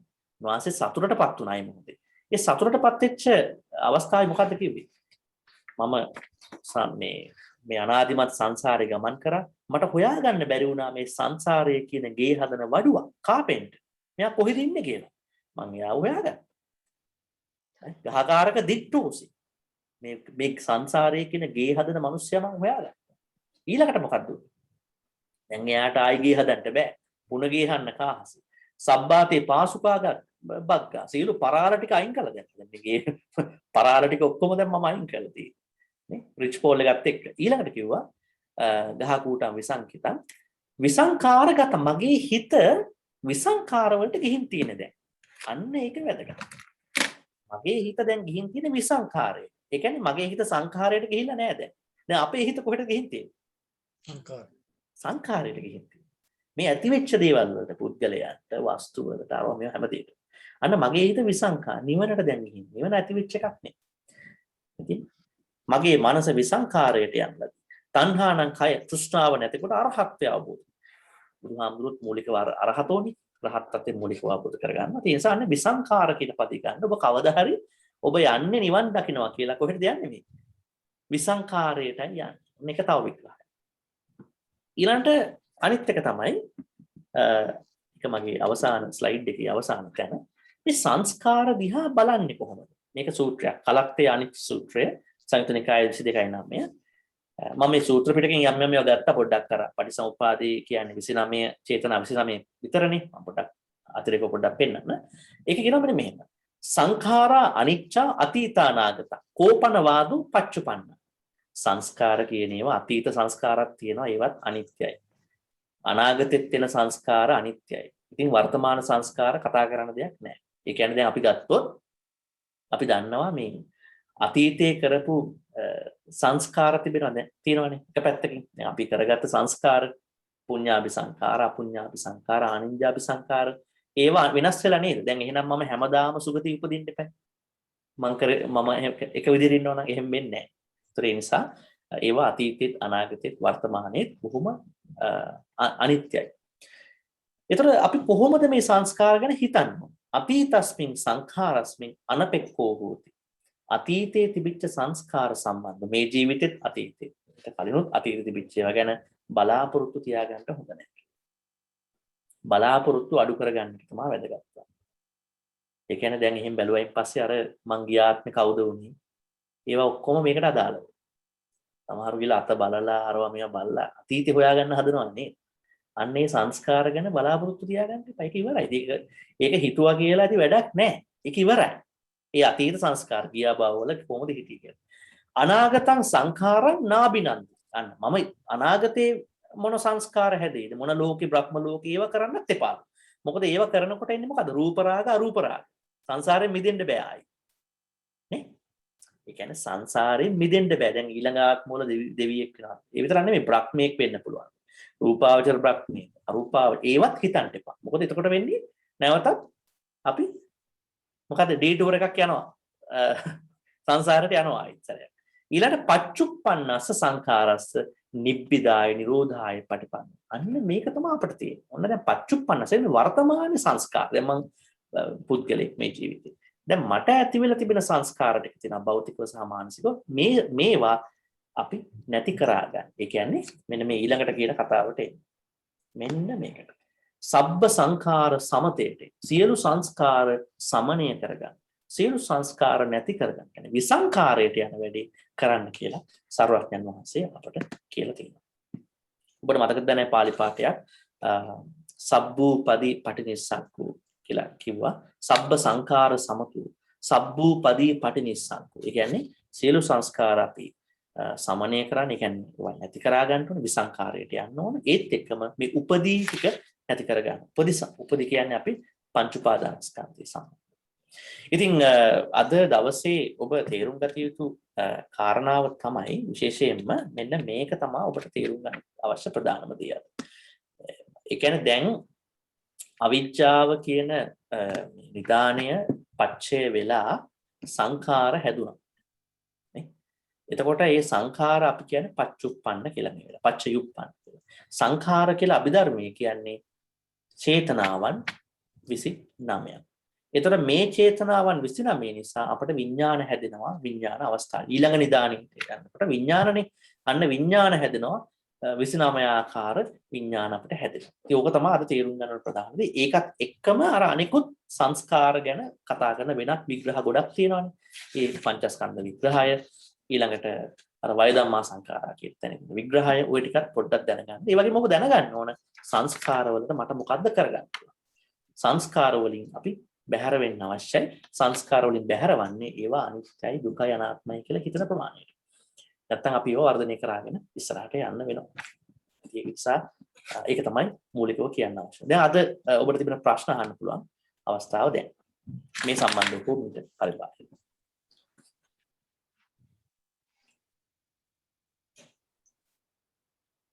ස්වාමීන් වහන්සේ ඒ කියන්නේ දැන් අපිට මේ භවයේ මේ හැම සංස්කාර 29ම කරගන්න බැරි වුණොත් ඒ කියන්නේ මතු භවයල් වලට මේක ඉදිරියට ගෙනියන්න වෙනවයි කියලාද කියන්නේ? මෙහෙමයි. මෙතන කියන්නේ අපි මේ සංසාරේ පවතින්නේ ඇයි කියන එකනේ මේ කියන්නේ. මේකෙන් කියන්නේ අපි සංසාරේ පවතින්නේ ඇයි? අපි එක පැත්තකින් අකුසල් කරනවා 12 ආකාරයකට. තව පැත්තකින් කුසල් කරනවා 8 ආකාරයකට.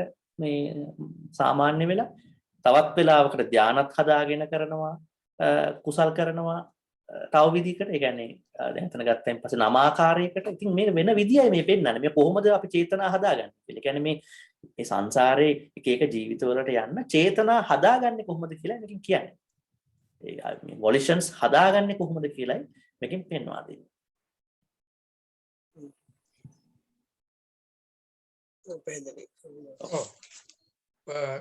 ස්වාමීන් වහන්සේ මේ ප්‍රශ්නය ස්වාමීන් වහන්සේ දැන් මේ කරගෙන යද්දී ඒක මට ටිකක් මිස් වුණා. ස්වාමීන් වහන්සේ මෙන්ෂන් කරා ජවනසිත. ඔය ජවනසිතේදී කොහොමද අකුසලයක් හැදෙන්නේ? දැන් ඒක මට මිස් වුණා මෙතන ජවනසිත. ඔව්.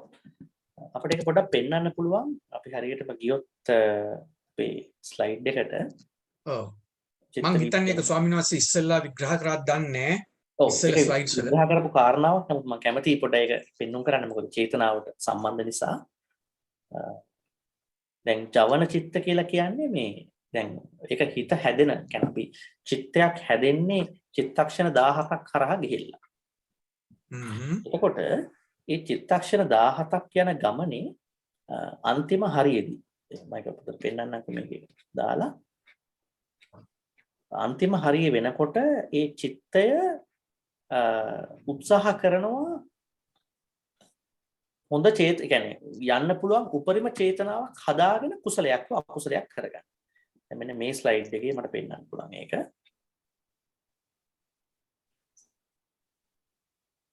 මම හිතන්නේ පේනවද කට්ටියට නේද?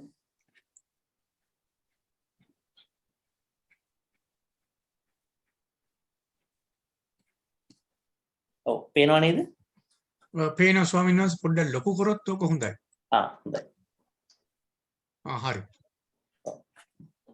දැන් අපි මේ සාමාන්‍ය චිත්ත වීතියක් මේක. දැන් මේ චිත්ත වීතිය ඔබට මේ පේනවා මේ දැන් මෙන්න මේ මෙතන ඔන්න හොඳම තැනකට අපි ආවා. මෙන්න මෙතන පේනවා නේද මේ ජවන කියන එකත් එක්ක මේ 29ක් කියලා තියෙන්නේ. ඔව්. අන්න මේ අද 29යි. අද මේ කතා කරපු චේතනා 29 තමයි ඔය තියෙන්නේ. ඒ කියන්නේ මේ දැන් ඔබට පේනවා මේකේ තියෙන කනෙක්ෂන් එක. ඒ කියන්නේ කවුරු දැන් අපි බලමු මෙන්න මෙහෙම. දැන් ඔන්න චිත්ත වීති හැදෙනකොට මෙහෙමයි වෙන්නේ. දැන් අපි සාමාන්‍යයෙන් අපි නිදා ගන්නවා කියමු. අපි නිදා ගන්නකොට චිත්ත වීතියක්, ඒ කියන්නේ මේ සාමාන්‍ය චිත්ත වීතියක් වැඩ කරන්නේ නැහැ. ඒතර වැඩ කරන්නේ භවංග. ඒ කියන්නේ මෙන්න මේ තුනට හැම වෙලාවෙම යන්නේ. අතීත භවංග, භවංග චරණ, භවංග උපච්ඡේද කියලා වෙනවා. සාමාන්‍යයෙන් වෙන්නේ ඒක. නමුත් අපි යම් විදියකින් අරමුණක් දැක්කම රූපයක්, ශබ්දයක්, ගන්ධයක්, රසයක්, ස්පර්ශයක් දැන් ශ්‍රීවිල්ලක් ආපු ගාම ඒක පංචද්වාර වර්ජණය වෙලා පංච විඥාන වලට යනවා. ගිහිල්ලා ඊට පස්සේ අපි ඒක ඉස්සරහට ගමන් කරවා ගන්න. සම්පටිච්ඡන සම්තිර්ණ කියලා. ඊට පස්සේ මෙන්න මේ වොත්තපන කියන අවස්ථාවේ විශේෂයෙන්ම අපිට යෝනිසෝ මනසිකාරයක් හදාගන්න පුළුවන් අවස්ථාවක් මේක. නමුත් මේ ජවන අවස්ථාවේ තමයි අපේ කුසල් නිර්මාණය වෙන්නේ. ඒතර මේ ජවන අවස්ථාවේ කියලා කියන්නේ දැන් මෙතන මේ මොමන්ට්ස් 7ක්. ඒ කියන්නේ අපි හිතමු කෙනෙක් වොන්න හොඳ පින්කමක් කරනවා. ඒ පින්කම කරනකොට ඔබ හිතනවාද ඔහුගේ චිත්තය හැම වෙලාවෙම එකම හොඳ ස්ථාවර මට්ටමක හැම මොහොතකම තියෙනවා කියලා. එහෙම වෙන්න බෑ. ඒකට හේතුව ඒකට ප්‍රධාන සෝවාන් වෙච්ච කෙනෙක් තියෙන්න පුළුවන්. නමුත් ඊට බැහැරින් ඉන්න කෙනෙකුගේ හිත එයා මේ ගොඩාක් අවස්ථා දකින්නවනේ. දැන් පින්කමක් කරනකොට මුල් අවස්ථා තියෙනවා, මැද අවස්ථා තියෙනවා, අවසාන අවස්ථා තියෙනවා. සමහර ලාවට කලකිරීම වෙන්න පුළුවන්, සමහර ලාවට දියුණු වෙන්න පුළුවන් නේද? එතකොට එම නිසා දැන් මෙතන මේ වොත්තපණෙන් යම්කිසි උත්සාහයක් ගත්තට moments 7ක් යනවලු හරි චිත්තයකට යා හැදෙන්න. ඒ කියන්නේ දැන් මේ තදාරම්මන කියන හරි චිත්තේනේ. චිත්තයක් හරි චිත්තයක් මේක. නමුත් ඒ චිත්තේ හැදෙන්න කලින් චේතනා 7කට එහෙ මෙහි යනවා. පොඩ්ඩක් යනවා ආයේ මෙහි. ඒතර ඒ චේතනා 7ට යන්නේ ඒ චිත්තය ටිකක් ඉන්ටෙන්සිෆයි කරගන්න. හොඳ චිත්තයකට ඉන්ටෙන්සිව් කඩිනම් කරගන්න. ඒතර අපි මේ 7 අපි ගත යුතු වන්නේ බලවත් චේතනාවකට යන්න තිබෙන පාරක් වශයෙන්. දැන් අපි හිතමු වොත්තපණෙන් එන පළවෙනි චිත්තය. ඒ කියන්නේ මෙතන කියලා 1 2 3යි 4යි 5යි 6යි 7යි 8යිනේ. දැන් ඔන්න 9ට ගියා කියන්නේ. 9 මේ චිත්තේ තියෙනකොට 10ට යනකොට අපි බලවත් කරගන්න බලමු. හොඳ හෝ නරක විදියට. 11 12 13 14 15 වෙනකොට හොඳටම බලවත් ඒ චේතනාව. හොඳ හෝ නරක හෝ. ඒතර මේක කියන්නේ මේ intensification of your චේතනා. චේතනාවේ යම්කිසි කඩිනම් කරණයක් තමයි මේ හතේ විදිය. එහෙනම් දැන් ඔබ මතක තියාගන්න අද මේ කතා කරපු සංඛාර පාඩමේ අපි කිව්වේ අභිධර්මයට අනුව සංඛාර කියන්නේ අපි විසින් නිර්මාණය කරගන්න චේතනා 29 හොඳ කරනකොට නරක කරනකොට ඒ වගේම ධානය වලටපත් වෙලා නම් ඒ ඔක්කොගෙම කරගන්න චේතනා 29. ඒක අපි තව ටිකක් හරියට බලා ගන්න ගත්තොත් ඒක තියෙන චිත්ත වීතියක් ඇතුළේ. පොඩ්ඩක් අර මෙහෙම ගමුකෝ කම්පියුටරේ එළියෙන් පේනවා දෙයක්. ඇතුළ ගලවලා බැලුවොත් තියෙන වෙන කතාවක් නේ. අනේ ඇතුළට ගිහිල්ලා බැලුවොත් චිත්ත වීතිය පරිපති. ඒක ඇතුළේ අපිට පේනවා මේ බලවත් චේතනා 29 වැඩ කරන්නේ ජවන කියන එක ඇතුළේ. ඒ ජවන කියන එක ඇතුළේ 7ක් තියෙනවා. ඒවා ඒක අපි හිතමු දැන් අපි මෙහෙම ගමුකෝ. අපි ගමු අර කියපු අකුසල චේතනා 12න් එකක් ගන්න. හිතන්නකෝ ලෝභය මුල් කරාගෙන තවත් කෙනෙක්ගේ බලපෑමෙන් මං වැරදි වැඩක් කරනවා. මං ලෝභයක් ඇති කරගන්නවා. දැන් ඔන්න ඒක මට ආව කියන්නකෝ මේ පළවෙනි එකට. මේ ජවනේ පළවෙනි එකට. දැන් මොකද වෙන්නේ? දැන් මට ඔකෙ මිදෙන්න බෑනේ. මොකද මට යෝනිසෝ මනසිකාරය හදාගත්තේ නෑ වොත්තපන අවස්ථාවේ. දැන් මොන මම පළවෙනි එකට ඇවිල්ලා ජවනේ පළවෙනි ජවනේ ඇවිල්ලා. ඒක චේතනාවේ පළවෙනිම තැනදී මට එහෙම එකක් ආවනම් මම ඉස්සරහදී කරගන්නේ තව එක වැඩි කරගන්න එක ගොඩක් වෙලා. කඩිනම් කරගන්න. ඒක ඉක්මන් කරගන්නවා. එක්ක ප්‍රමාණය වැඩි කරගන්නවා. 7ක් බවට පත් වෙනකොට මේ ලෝභ චිත්තය බලවත් ලෝභ චිත්තයක් බවට පත් වෙලා චිත්තයක් හටගන්න. කදාරම්මණයකට. අපි හොඳ පැත්ත ගමු. අපි හිතමු මම භාවනාව කරනවා. ආනාපාන සති භාවනාව. දැන් ඔන්න මම වොත්තපනේ යෝනිසෝ මනසිකාරය හදාගෙන මම ඔන්න පටන් ගත්තා. මහා කුසල චිත්තයේ චුත්ත 8න් මහා කුසල චේතනා 8 වශයෙන් ගත්තොත් එක එකක් හදාගමු. ඥාන සම්පයුක්තව තිබෙන චිත්තයක් මම හදාගන්නවා. මම ඉතින් හොඳට භාවනා. ඒතර මගේ අර ආපු සාමාන්‍ය චේතනාව බලවත් චේතනාවක් බවට පළවෙනි ජවනේදී දෙකේදී වැඩි වෙනවා 3 4 5 7 හොඳ බලවත් චේතනාවක් බවට පත් වෙලා චිත්තයක් නිර්මාණය වෙනවා. ඔන්න ඕක තමයි මේ ජවනයයි චේතනාවේ අතර තිබෙන සම. පැහැදිලිද දැන්? ඔව්. ඒක පැහැදිලි. මේ මෙතන මම දන්නේ ස්වාමීන් වහන්සේ ගිය අය විස්තර කරාද කියලා මේකත් මට පොඩ්ඩක් විසඳ ගන්න ඕනේ. මේ ජවන සිතෙන් ඉවර වෙනවද? දැන් තමුන්ගේ අන්තිම චුති සිතට යනකොට ජවන සිත ඉවරද? ජවන සිත ප්‍රතිසන්දියකට යනවද නැද්ද? ඒකට ඔබතුමාට පෙන්වන්න වෙනවා මරණාසන්න චිත්ත වීතිය. දැන් මේ චිත්ත වීතිය මේ පරිපතන මේ තියෙන්නේ. මේ තියෙන්නේ මැරෙන්න කලින් තියෙන හොඳ චිත්තයක්. මේ තියෙන්නේ. මේ චිත්ත ඔක්කොම මැරෙන්න කලින් තියෙන හොඳ චිත්ත. හරි. දැන් අපි යනවා චුති චිත්තයක් බලාගන්න. මැරෙන වෙලාවේ කොහොමද මේක වැඩ කරන්නේ කියලා. ඒකට අපි යනවා. අපි කරා වෙනමම එකක්. වෙනමම දේශනාවක් අපි කරා. නම තමයි මෙතන පටිසන්ධි චිත්ත. පටිසන්ධි. මේකෙදි අපිට පෙන්නු කරනවා ඔන්න ඔය මැරෙනකොට අපට ඇති වෙන චිත්තය මොකක්ද කියලා. චුතිසිත පටිසන්ධි. මෙන්න මේ තියෙන එක තමයි. මරණාසන්න චිත්ත වීතිය. ටිකක් භයානක තැනක් වගේ කෙනෙකුට පේන්න පුළුවන්. නමුත් මරණාසන්න මොහොතේ ඇති වෙන චිත්ත වීතිය. මේකේ මොකක්ද අපිට වෙන්නේ? මේකේ කොහොමද වැඩ කරන්නේ? මේක ටිකක් අමුතු විදිහට වැඩ කරන එකක්. මොකද ඒකට හේතුව මේකේ අන්තිමට එහා පැත්තට යන එක. මම මේ මෙතන පොඩි ලයින් එකක් හඳලා තියෙනවා. මේ ලයින් එකෙන් එහාට ඊළඟ ජීවිතේ. ඊළඟ භවයේ. ඔව්. දැන් මෙතන වෙනසක් තියෙනවා. දැන් මේකේ අතීත භවංගේ හරිය. ඒක සාමාන්‍ය කෙනේ. භවංග චරණ භවංග උපච්චය. ඒ කියන්නේ මේ ජීවිතේ අපි අරමුණු ගන්න නැති වෙනකොට තියෙන හිට් එකනේ කියන්නේ. පංචද්වාරා වජ්ජන හරි මනෝද්වාරා වජ්ජන. ඉතින් එකක් එන්න පුළුවන්. පංච විඥානත් ඒ පරණ එකමනේ. සම්පටිච්ඡනත් එහෙමයි. සම්තීර්ණත් එහෙමයි. ඔන්න වොත්තපනේ අපිට අපි හොඳ අපි සතිය වර්ධනය කරාගෙන හොඳට හිටියොත් යෝනිසෝ මනසිකාර සහිත වොත්තපන අවස්ථාවට එනවා. නමුත් මේ ජවනේ 5යි වැඩ කරන්නේ වෙලාව. 7ක් වැඩ කරන්නේ නැහැ. ඇයි ඒකට හේතුව මොකද? මැරෙන මොහොතේ තිබෙන ජවන ටික එච්චර ප්‍රබල නැහැ. මොකද ඒකට හේතුව මේක තමයි මේ ජීවිතේ අපි ගන්න අන්තිමම කර්මය සම්බන්ධ අවස්ථාව. දැන් කෙනෙක් මැරෙනකොට දැන් මේ ජවනයටපත් වෙච්ච ගමන් මොකක්ද යාට වෙන්නේ? අර මේ ජීවිතේ පරණ කරපු ඔක්කොම කුසල අකුසල ටික ආයි ගන්න බෑ මෙතෙන්ට. null and void. ඒව ගන්න බෑ යාට. ඒක අරමුණු වෙච්ච ගමන්ම අනිකුත් කුසල දැන් එහෙම ගන්නකො. කෝසල මල්ලිකාව මැරෙනවා. ඔව්. මේ කරන්න පුළුවන් දාන මාන ඔක්කොම කරපු කාන්තාව. පාරටම ආවේ අර කරපු වැරදි වැඩි උළුවට. එයාට වෙන එකක් ඊට පස්සේ ගන්න බෑ. ඇයි ඒ ගන්න බැරි ඒ ජවණයට එයාගේ ආවේ අර නරක කර්මය. දැන් මම කියන්නේ ජවණය ඇති වෙච්ච ගමන්ම ඔබට නැවතත් බැක් වෙන්න බෑ හොඳ කර්මයක් තෝරගන්න. ඉතින් ඒ නිසා දැන් මෙතන මේ ජවණයේදී ජවණය කියන්නේ බලවත් චේතනාවනේ. නමුත් මේ බලවත් චේතනාව තවත් දෙකකට අඩු වෙනවා. ඒ කියන්නේ 5කට පමණයි වැඩ කරන්නේ මැරෙන මොහොත. ඒ නිසා අපි කියනවා මැරෙනකොට ජවන් 5යි වැඩ කරන්නේ. ඒතර ඒ ජවන් 5ට වැඩ කරන්නේ එක්කෝ ආසන්න කර්මය, එක්කෝ කර්ම නිමිත්ත, එක්කෝ ගති නිමිත්ත. ඔය තුන එකක් තමයි එන්නේ අතට. තුනම එන්නේ නැහැ ඒක තුන එකක්. ඊට පස්සේ වෙන්නේ මොකද්ද? ඔන්න මේ ජීවිතයේ අන්තිම චිත්තය පහළ වෙනවා. චුති චිත්තය පහළ වුණා. එච්චරයි. මැරිච්ච ගමන් යාට පටිසන්ධි චිත්තය හට ගන්නවා ඊළඟ ජීවිතේ. සදාරම්මන දෙකක් එහෙම පටන් ගන්නවා. ඊට පස්සේ ආයි භවංග වලට ආයි යනවා. අතීත භවංග චලන පච්චේ. එතකොට ජවන සිතෙන් පහක් තියෙනකොන ස්වාමීන් වහන්සේ ඒ පහෙන් එකක්වත් චුති සිද්ධියට යන්නේ නැද්ද? නෑ ජවන් කියලා කියන්නේ චිත්තයක් නෙමෙයි ෆුල් චිත්තයක් නෙමෙයි ජවන් කියන්නේ. ජවන් කියන්නේ චිත්තයක් හදාගන්නට උදව් කරන ඉන්ටෙන්සිෆයින් ෆැක්ටර්ස් ටිකක්. ඔව්. يعني දැන් මේ ජීවත් වෙනකොට සහ මැරෙනකොට චිත්තයක් හදාගන්න සපෝටිව් මට්ටමේ තියෙන චේතනා ඇතුලේ තිබෙන කඩිනම් කරණය. ඒක චිත්තයක් කියලා ගන්න බෑ. ඒක හරි චිත්තයක් හදන්න උදව් කරන ටිකක් ඒක. ඔව්.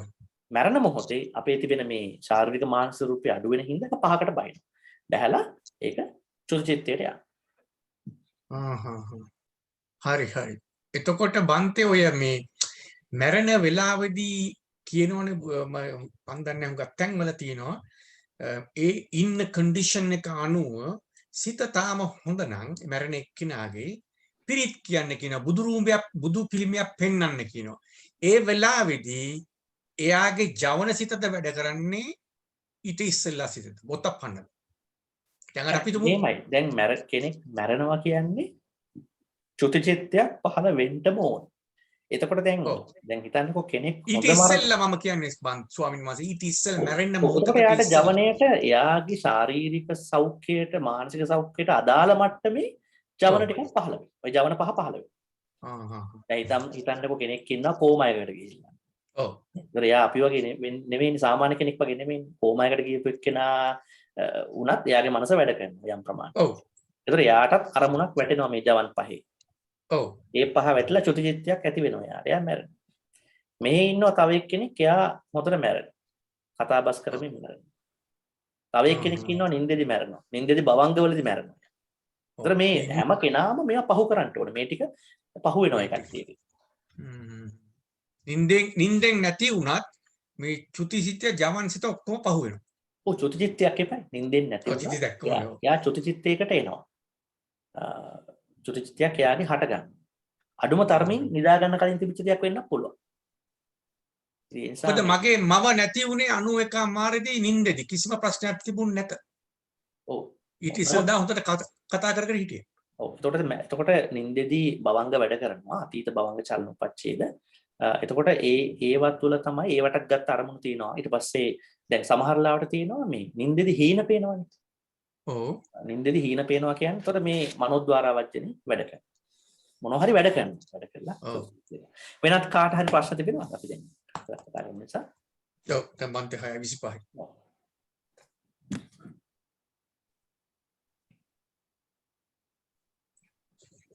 බුදුරණේ ඇත්තටම ජවන් සිත හොඳටම තේරුනේ දැන් තමයි හම්දුරනේ. ආ?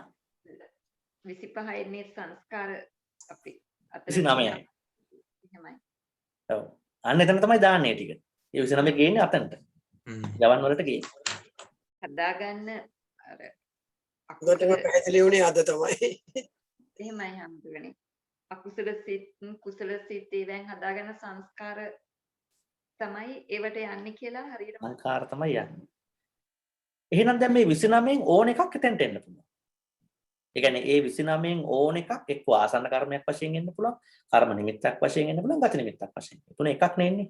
ඒ තුනෙන් එකක් අර 29 අවස්ථාවක් වශයෙන් තමයි එන්නේ. අපි ධර්මයට. පුරුදු කරපු එකක් එන්න පුළුවන්. ඈ? අපි වැඩිපුර පුරුදු කරපු එකක් ඔව් ඒ කර්මයේ ස්වરૂපනේ මොනවා හරි වෙලා කර්මයක් එනවා. ඒ කර්මය අර 29ට අදාළව තමයි එන්නේ. 29 එකක් තමයි එන්නේ. හැබැයි බන්තේ ගියාත්ම කරපු එකකුත් එන්න පුළුවන්. ඉතින් ගියාත්මික කියන්නේ පසුගිය ආත්මික කරපු කර්මයක් බලවත් වෙලා ඒ වෙලාවට එන්න පුළුවන්. ඔව් 29 ඇතුළත. ඇයි මෙහෙමනේ දැන් අපි ලබන සතියේ කතා කරනවානේ මේ අකුසල කර්ම මොනවාද මේ අකුසල දැන් චේතනා 12ක් තියෙනවානේ. ওই 12න් දැන් ගියාත්ම වෙච්ච ඒවායින් දැන් අපි භුක්ති විඳින ඒවා තියෙනවානේ. දැන් අපි සංස්කාර හැදිලා තියෙනවානේ. අර ඒවායින් හතක් තමයි අකුසල අහේතුක චිත්ත. ඉතින් ඒවා ඉන්නත් පුළුවන්. දැන් හිතන්න කවුරු හරි මේ වෙලාවේ අකුසලයක් කරන්නේ නැහැ. කෙනෙක් ඉන්නවා මේ වෙලාවේ අකුසලයක් කරන්නේ නැහැ. එයාට පරණ ජීවිතේ කරපු කර්මයක් මේ වෙලාවේ වැඩ කරන නරක විදියට. අහේතුක චිත්තයක් වශයෙන්. ඒ වෙලාවේ මැරෙනවා. එහෙම වෙන්නත් පුළුවන්. ඒක හරි විවිධයි. කෙනෙකුගේ ස්වરૂප විවිධයි.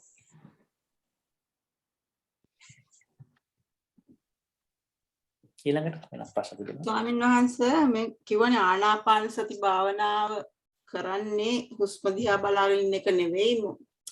අර තරහ අරව මේවා ජීවිතේට සම්බන්ධ වෙන විදිය දැක ගන්න කියලා. නමුත් භාවනාව හුස්ම දිහා නිරීක්ෂණයක් අපි කරනවා. ඔව් භාවනාව කරන වෙලාවට ඉතින් අපිට තරහ ඒවා මේවා එන්නේ නැහැ. ඉතින් ඒ වෙලාවට සාමාන්‍ය විදියක් නැතිෙන්නේ. එතකොට මේක තව විස්තර වෙන්න ඕන. දැන් ආනාපාන සතියෙන් කරන්නේ හුස්ම ගැන නිරීක්ෂණයක් කිරීම. ඒක තමයි ප්‍රධානම කාර්යය. ඒ කියන්නේ දැන් ඔන්න බුදුහාමුදුරු පෙන්눔 කරනවානේ කෙටි හුස්ම, දිග හුස්ම, ඒ වගේ විචල්්‍යතා ඒක වේරියේෂන්ස් තියෙනවා ඒකේ. එතකොට අපි හුස්ම වල වේරියේෂන්ස් දකිනකොට අපිට වෙන ප්‍රධානම දේ තමයි අපේ හුස්ම මොකද වෙන්නේ? සංවර වෙනවා. අපේ හුස්ම අපි රිෆයින් වෙනවා අතර මේ හුස්ම ටික සංවර. දැන් අපිට හෙවි බ්‍රෙත් එකක් තියෙනවා සමහරවිට ගොඩාක් ඉක්මනට කතා කරන්න යනවා වෙන්න පුළුවන්. අදහස් ප්‍රකාශ කරනවා වෙන්න පුළුවන්. තමන්ව ඩිෆෙන්ඩ් කරා ගන්නවා වෙන්න පුළුවන්. තමන්ගේ ආත්ම සංඥාවෙන් වැඩ කරනවා වෙන්න පුළුවන්. ඕවා ඔක්කොම තියෙන්නේ. ඕවා ඔක්කොගෙම ඇතුලේ තියෙන්නේ හුස්ම වල කතාව. එතකොට හුස්ම ටික අපි කාම් කරනකොට ඒ කාම් කරන්නේ හුස්ම නිරීක්ෂණය කරනකොට බලාගෙන. එතකොට වෙන්නේ හුස්ම කාම්. හුස්ම කාම් වීම තුල වෙන්නේ අපිට අර කේන්තියක් අකුසලයක් කරනකොට අපට එන හුස්ම ටිකක් තියෙනවානේ. කාමයට බර වෙනකොට, ද්වේෂයට, මෝහයට බර වෙනකොට, එතකොට අපට අර වේරියේෂන්ස් පේන්න ගන්න. හුස්ම වල වෙනස්කම් පේන්න ගන්න. එතකොට අපට පහසුයි මේක මේ විදිහට නෙමෙයි තියෙන්නේ හුස්ම වල වෙනසක් දැන් මෙතන වෙන්න යනවා. අන්න ඒක අපිට අල්ලගන්න පුළුවන් ලේසියි. ඒක තමයි ඉතින් කියන්නේ හුස්ම හරහා මම හිතන්නේ ඉතින් ඒතකොට තැනක වාඩි වෙලා එක දිහා බලාගෙන ඉන්න එක නෙමෙයි සාමාන්‍ය ජීවිතයේදී හැම වෙලාවෙම බලන එකක් නෙමෙයිද වෙන්න ඕනේ. මෙහෙමයි. දැන් අපිට මේ කිසි දෙයක් ඉස්සෙල්ලා පොඩි මට්ටමකින් හරි පටන් ගත්තේ නැත්නම් අමාරුයි. දැන් හිතන්නකෝ ආනාපාන සතිය අපි මුලින් පටන් ගන්නවා නේ. ඒ කියන්නේ අපි අර බුදුහාමුදුරුවෝ කියපු උජුං කායං පනිදාය පරිමුඛං සතින් උපට්ඨපෙත්වා. එහෙමනේ කියන්නේ සෝ සතෝව පස්ස සති සතෝ එහෙම කියන් යනවනේ.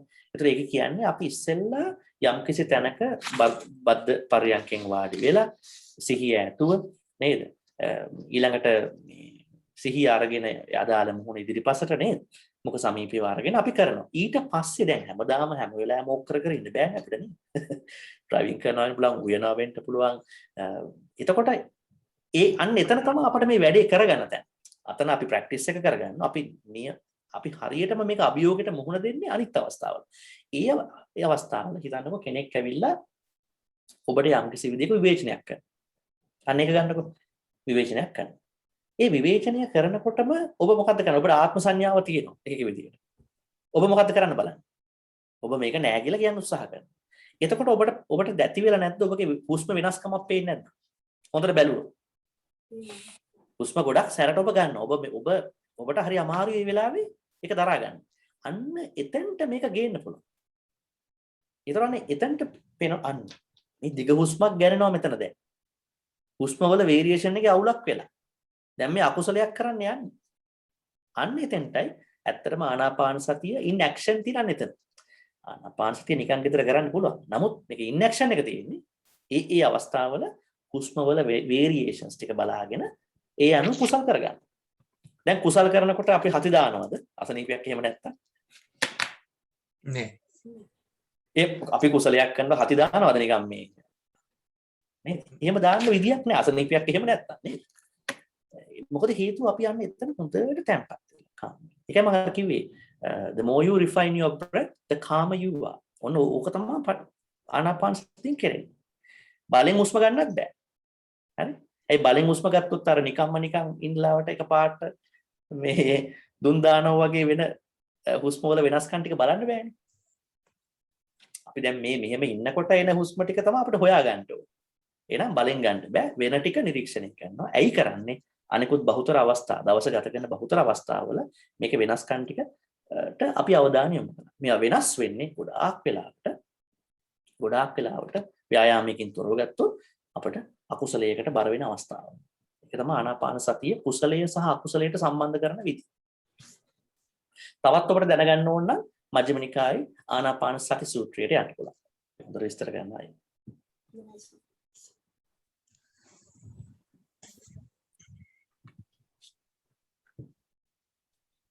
දුරන්නේ අපි මුලින් හොඳට අරක පුරුදු කරලා තියෙන්න ඕන.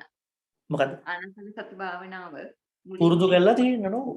කිසිම දෙයක් දැන් හිත වඩලා නැත්තම් පළවෙනිම දේ හිතනේ වඩන්න ඕනේ. දැන් ඔය ඔක්කොම භෞතිකව පන්සල් වලට ගිහලා වාඩි වෙන්න පුළුවන්, රිට්‍රීට්ස් වල වාඩි වෙන්න පුළුවන්. අපි ඔක භෞතිකව කරනවානේ. ඒ හැම කටයුත්තකම අපි ඒවා අවශ්‍යයි. ඒවා හරහා හිත හදාගන්න, හිත වර්ධනය කරගන්න. නොදියුණු හිතකනේ ඔක්කොම කැඩලා යන්නේ. නේ? නොදියුණු හිතක තමයි ඔක්කොම කැඩලා යන්නේ. ප්‍රැක්ටිස් එකත් කැඩෙන්නේ නොදියුණු හිතෙන්. නේ? ඒ ඔක්කොම නොදියුණු හිතෙන්. අපි ධර්මයේ ප්‍රධානම දේ හිත වර්ධනය. හිත දියුණු කිරීම. ඔව් ස්වාමීන් වහන්සේ එතකොට ඔය වයසටම යනකම්ම ඉතින් හැමදාම භාවනා කරන්නේ. නිකන් පොඩි කාලේ භාවනා කරලා පුරුදු එක්කෙනෙකුට බැරිද ඒක තැනක වාඩි වෙන්නේ නැතුව ඒක කරන්නේ? ඔව් ඒක පෞද්ගලිකව තියෙන කාරණාවක්. ඒක එක්කෙනා එක ආකාරයකට කරනවා. ඉතින් සමහර කට්ටිය සංස්කෘතිකම වශයෙන් සමහර කට්ටිය මේක දන්නේ නැතුව කරන්නත් පුළුවන්. දැන් මේ අපි කතා කරන ස්වරූපේ දන්නේ නැතුව ඇයි මම මේ මොකද්ද කරන්න කියලා දන්නේ නැතුව ඇස් වහගෙන ඉන්නත් පුළුවන්. ඉතින් ඒවා තියෙන්න පුළුවන්. ඉතින් එක එක්කෙනා එක ආකාරයකට මේක කරනවා. ඉතින් මම හිතනවා මූලික වශයෙන් මේක අඩු ගන්න. කොහොම හරි කරන්න උත්සාහ කරන එක හොඳ දෙයක්. ඊළඟට කරන්න ගියාම හරියට කරනවත් කියලා ඒකනේ කර්මස්ථානාචාර්යවරු ඉන්නනේ. කවුරු හරි ගුරුවරයෙක් ආශ්‍රය කරන්න කියන්නේ. ඒ වගේ කෙනෙක් අනුසාරයෙන් කරන එක තවත් හොඳයි ඊට පස්සේ. ඉතින් එහෙම තමයි යන්න ඕනේ. සමහරුන්ට ඉතින් උපදෙස් ලැබෙනවා, සමහරුන්ට ලැබෙන්නේ නැහැ. එහෙම තත්ත්වෙකුත් ඒකේ තියෙනවා. පුද්ගල විවිධයි. නමුත් ආනාපාන සතිය කළ යුතු වන්නේම ඔය අපි කතා කරපු මේ સંદર્ભය තුළ. නැත්තම් ඒක නිකන් හුස්ම දිහා බලන වැඩ. ඒක තේරෙන්නේ නැහැ. මේක කොහෙටද ලින්ක් වෙන්නේ? කොහෙටද කනෙක්ට් වෙන්නේ මට දවස තුළ? ඒක තේරෙන්නේ නැහැ නැත්තම්. ඒ වගේම අනිත් ප්‍රධානම දේ භාවනා කරන කෙනෙකුගේ තිබෙන හිතේ දියුණුව සහ ඔහුගේ ඉමෝෂන්ස් වල තියෙන බැලන්ස් එකත් මේකෙන් කියනවා. දැන් මොකද එයා හරියට අර වැඩේ කරනවා නම් හැම අවස්ථාවකම එයා සංසුන්ව මේ හැම දෙයක්ම තාම ලස්සනට ඒ කටයුතු කරනවා. ඒක හරි වැදගත්. එහෙම නැතුව පැය දෙකක් තුනක් වාඩිලාද හිටියා කියලා ඉතින් එහෙම එන 아무තු දෙයක් නැහැ. ඒත් සාමාන්‍ය පුද්ගලෙක් බවට තමයි අන්තිමටපත් වෙන්නේ. එකම දේ කියන්න දෙයක් තියෙනවා. මම භාවනා කරා කියලා. හොඳයි අගමන්තේ. ඔව් ස්වාමීන් වහන්සේ මේ එක ටිකක් මේ ප්‍රශ්නේ අපි දික් කරගන්න ඕනේ නැහැ. මම මේ බුදුහාමුදුරුවෝ කියලා තියෙනවා මේ පොත කියන්නේ ධර්මයේම කමඨාන් 40ක් තියෙනවා කියලා. ඔව්. හැබැයි ඒකෙන් ප්‍රධානම එක බුදුහාමුදුරුවෝ දීලා තියෙන්නේ ආනාපාන සතියට. බුදුහාමුදුරුවෝ දිගටම කරෙත් ඒක අන්තිමට බුදුුනෙත් ආනාපාන සතිය. එතකොට බුදුහාමුදුරුවෝ කියලා නෑ. ඒක අට කතාවේ තියෙන විසුද්ධි මාර්ගය. ඒක සමසපලිත කර්මස්ථාන. ඔව්. ඒක මේ සමථ භාවනා විස්තර කරද්දී කරන ටිකක් ඒක. නමුත් බුදුහාමුදුරුවෝ කියපුවක් තියෙනවා. ඒක නැතුව නෑ. නමුත් ඒක බුදුගුස හාමුදුරුවන්ගේ අර්ථකථනයක් සම 40ක් කර්මස්ථාන කියලා. ඔව්. ඒක එතකොට වෙනස්ද බුදුහාමුදුරු කියපු ධර්මයත් එක්ක හැම එකක්? මෙහෙමයි දැන් විසුද්ධි මාර්ගය කියලා පොතක් අහලා තියෙනවා නේද? ඔව් හරි. මේ පොත අත වශයෙන්ම මේ බුදුගොස හාමුදුරුවෝ ලංකාවට වැඩම කරාම ඒ මහා විහාරයේ හිටපු හාමුදුරුවෝ කිව්වලු මේ සිංහල අටුවානේ මේ පාලියට පරිවර්තනය කරන්න හදන්නේ. එතකොට සිංහල අටුවා පාලියට පරිවර්තනය කරන්න හදන වැඩේදී ඒවල අපිට පොඩ්ඩක් ඔබ වහන්සේව ටිකක් දැනුම අපිට පරීක්ෂා කරන්න. පොඩි තීසිස් එකක් කියන්නේ. ඒ ලියපු තීසිස් එක තමයි ත්‍රිපිටකයේ සම්බන්ධ විසුද්ධි මාර්ගය. ඉතින් එතනදී උන්වහන්සේ තත්කාලීනව තිබිච්ච අදහස් උන්වහන්සේගේ අදහස් අපි කිතමුකෝ රහතන් වහන්සේලා ජීවත් වුණා ඒ කාලේ ඒ අදහස් ඒ ඔක්කොම එකතු වුණා. ඉතින් සමත භාවනාව දැන් ත්‍රිපිටකයේ කියනවානේ පංච නීවරණ ටික අයින් කරාම හරි කියලා. නමුත් ওই පංච නීවරණ අඩු කරන වැඩේ හැම දිනාටම ඒ සරලවම කරගන්න බෑ. අනේ එතකොට තමයි උන්වහන්සේ අර අනිකුත් තැන්වලට ගිහිල්ලා සජෙස්ටඩ් ලෙවල් එකෙන් ඔය 40 කරන්නේ. උන්වහන්සේ පැහැදිලිවම කියනවා ආචාර්යන් වහන්සේ කෙනෙක් ඕනමයි යෝගාචාර්යෙකුට. ඉතින් 40ක් එතන තියෙනවා දස කසිනාම ඔක්කොමත් එක්ක. ඔව්. එන 40ක් තියෙනවා. බුදුහාමුදුරු කියන්නේ සමතය වැඩුවට ඔබ අවසාන විය යුතු වන්නේ විදර්ශනාව. විදර්ශනාව. මොකද සමතය කියන්නේ මගේ එකක් නෙමෙයි. ඒක බුදුහාරවන්ට කලින් තිබිච්ච එකක්. කලින් තිබිච්ච. ඒකට සමතයෙන් හැබැයි පටන් ගන්න වෙන්නේ. මොකද මිනිස්සු ඔක්කොම ව්‍යාකූල වෙලා, මනස අවුල් වෙලා, හිත එහෙ මෙහි තැන්වල දුවනවා. එතකොට සමතයෙන් තමයි පටන් ගන්න වෙන්නේ. අතලොස්සක් පිරිසක් ඇති හිත සංවර කරගත්ත මිනිස්සු. ඒ කට්ටිය විදර්ශනායම වැඩි පටන් ගන්නවා. නමුත් බහුතරයක් අය සමතෙන් පටන් ගන්නවා. හැබැයි බ්ලිස් එකෙන් නතර වෙන්න එපා. අතර අර ධානා අටෙන්. ඔබ බුදුහාමුදුරු පැහැදිලිවම පෙන්වුම් කරනවා මේ පඨම ද්විතීය තතිය චතුත්ථ ඥාන වලින් පස්සේ අර කියනවා අරවට යන්නත් ඕනේ නෑ අර රූපාවචර හතර. මේ හතරෙන් උන්වහන්සේ පිරිනොම් පෑවේ එහෙමනේ අන්තිමට. පඨම ද්විතීය තතිය චතුත්ථ වලට සමවැදිලා ඊට පස්සේ කෙලින්ම සංඥා වේද නිරෝධයට යන්නේ. එතකොට එකෙන් කියන්නේ මේ ධානා ටික ඇති කරගන්න හිතේ සැනසීම ඇති කර ගැනීම. නමුත් ඔබ ඊට පස්සේ විදර්ශනාවට යයි. ඒක තමයි බෞද්ධ භාවනාව. බෞද්ධම කියන්නේ බුදුම කියන්නේ බුද්දිස්ම කියන භාවනාව තමයි විදර්ශනාව. හරි. ඒක හදාගන්න ඒ කාලේ මිනිස්සුන්ට 40ක් සජෙස්ට් කරා. ඔව්. තේරුණා. එතකොට ඔය විදර්ශනා භාවනාවේ නෑ ඔය සමත භාවනාවෙන් කොයි වෙලාවද විදර්ශනා භාවනට යන්න ඕන? හතරටම යන්න ඕනේ නෑ හඳුන්නේ. හතරටම යන්න නැතුව පුළුවන් විදර්ශනා භාවනට හරව ගන්න. ඒකත් එකිනෙකාගේ තියෙන හැකියාව අනුව වෙන දෙයක්. දැන් මම කියවන සමහරු ඉන්නවා සමහරු දැනටමත් පංච නීවරණ අඩු කරගෙන අකුසල් කරන්නේ නැතුව කාමයෙන් වැළකීලා එහෙමනේ කියන්නේ විවිච්ඡේව කාමී විවිච්ඡ අකුසලයේ ඉන්නේ එහෙමනේ කියන්නේ. වෙලා ඒගොල්ලෝ දැනටමත් හිත හොඳයි ඒගොල්ලන්. ඉතින් ඒගොල්ලෝ මේ ওই දාන වලට කොහොමත්පත් වෙනවා ඒ කාණ්ඩ. ඒ කියන්නේ දැන් මේ අපි කියපුවානේ විතක්ක ਵਿਚාර පීති සුඛ ඒකකතා සහිත පඨම ඥාන ඕක ටික හදා ගන්නවා ඒගොල්ලෝ. හදාගෙන ඊට පස්සේ ඒ මේ ඔකේ තියෙනවා මේ පරිකම්ම අවස්ථාව වගේ අවස්ථා කීපයක් තියෙනවා. ඒ හරහා ඒගොල්ලෝ ඊට පස්සේ එනවා තැනකට මම ධානය කන්ටිනියු කරන්නේ මම විදර්ශනාව කන්ටිනියු කරනවා කියලා පටන් ගන්නවා. අන්න එහෙම අවස්ථාවක් එනවා. එහෙම තමයි විදර්ශනාවට යා කෙනෙක් වෙන්න ඊට පස්සේ සම්බන්ධ වෙන්නේ. හරි. හොඳයි මම හිතන්නේ වෙනත් ප්‍රශ්න නැත්නම් අපි අවසන් කරමු. තවත් ප්‍රශ්න කාගෙද තියෙනවද? සර් මේ කිසිම මම ප්‍රශ්නයක් තියෙනවා මේ කිසිම අභිධර්මයේ පාඩමකට සම්බන්ධයක් නැහැ. මේ ස්වාමීන් වහන්සේ අපි දැන් දිනපතාම බුදුන් වන්දලා ඉවර වෙලා අපිට තනියම අභිවාදන සීලිස්ස නිච්ඡං වද්දා පචායිනෝ කියන ගාතාව අපිටම කියන්න පුළුවන්ද? අභිවාදන සීලිස්ස කියලා කියන්නේ මේ හාමුදුරු දේශනා කරන එකක්. සාමාන්‍යයෙන් කියන්නේ මේ ඒක අපිට කැප නැත්නම් සාමාන්‍යයෙන් කියන්නේ ඒක ಗುಣධර්ම වලින් තිබෙන ಗುಣධර්ම වලින් පරිපෝෂණය වෙච්ච පිරිපුන් අය ස්වාමීන් වහන්සේලා මොනාස්ටික්ස්ලා ඒ අය සම්බන්ධව අනිත් අය කියන එක. ඒතර කියන්නේ උන්වහන්සේලා කියන්නේ ඒ අයට වැන්දම ආයුෂයේ වර්ණයේ සතිය බල දියුණුනවා කියලා. ඒක අර දායකයෝ වඳිනකොට දායකයන්ව උත්තේජනය කරන්න තවත් උනන්දු කරවන්න ඒකට යම්කිසි කෘතඥතාවයක් කරන්න සාමාන්‍යයෙන් වික්ෂුන් වහන්සේලා විසින් කරන ගාථාවක්. අපිට මුකුත් කරගන්න හොඳ නැහැ ඒව. මොකද ආත්මීය සංඥාවනේ. ඒ ආත්ම සංඥාව වැඩුණොත් වෙන්නේ අපිට වැඩි අවුල් වෙනවා. ඒක ලාභ සත්කාර වලින් වෙනවා. ඒක ධර්මයෙන් සමහර අයට වෙනවා. මම ධර්මයේ දන්නවා. මම තමයි දන්න කෙනා. මම අභිධර්මෙත් දන්නවා. ඒවා හැම තැනම අපිට මතක තියාගත යුතුයි. පොඩි පැත්තක් තියෙනවා යන්න ආත්ම සංඥාවට. අපි මේ අපට තියාගනිමු. ධර්මයේ අපටනේ. අපිට බෑනේ අපේ අම්මව තාත්තව නිවන් දක්කන්න නේද? අපිට පාරක් පෙන්වන්න පුළුවන්. මේ අපිට පාරේ අපිට මේ පාර කියලා කියන්න පුළුවන්. පාරේ යන්න ඕනේ අපි. ඒගොල්ලෝ. ඉතින් ඒ නිසා අපි බලමු හැම තැනකම කොතනක හරි තැනකට මාව ගෙනියනවාද ආත්ම සංඥාවට. ඕනම කටයුත්ත. ඒ නිසා ඒක සංස්කෘතිමය වශයෙන් කියන තැනක් ඒක ගාතාවක් තියෙනවා එහෙම. සම්පදි. හොඳයි එහෙනම් අපි දැන් අද දවසේ දේශනාව අවසන් කරමු. ඉතින් අද දවසේ අපි සාකච්ඡා කරේ මේ සංස්කාර කියන නිදානේ පරිසම්පාදයට අනුව පරිසම්පාදේ සංස්කාර කියන්නේ වය ධම්මා සංඛාරා කියන විග්‍රහයවත් පංචස්කන්ධ විග්‍රහයවත් නෙමේ සූත්‍ර පිටකේ කියන පරිසම්පාදේ සංස්කාර කියලා කියන්නේ බලවත් චේතනා 29ක්. එහි හොඳ ඒවා කියන්නේ අකුසල චේතනා 12ක් තියෙනවා. කුසල චේතනා තිබෙනවා 8ක්. ඒ වගේම රූපාවචර මට්ටමේ කුසල චේතනාවක් තිබෙනවා 5ක්. අරූපාවචර මට්ටමේ තියෙන කුසල චේතනාවන් 4ක්. ඉතින් ඕවා තමයි අපිට හැම මොහොතකම එන්නේ මරණ මොහොතෙත් එන්නේ.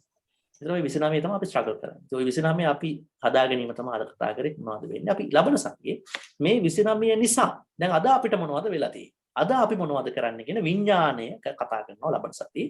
ඒතර අද වැඩින් සංඛාර පච්චය කරනවා විඥාන. අවිජ්ජා පච්චය කරන්නේ සංඛාර.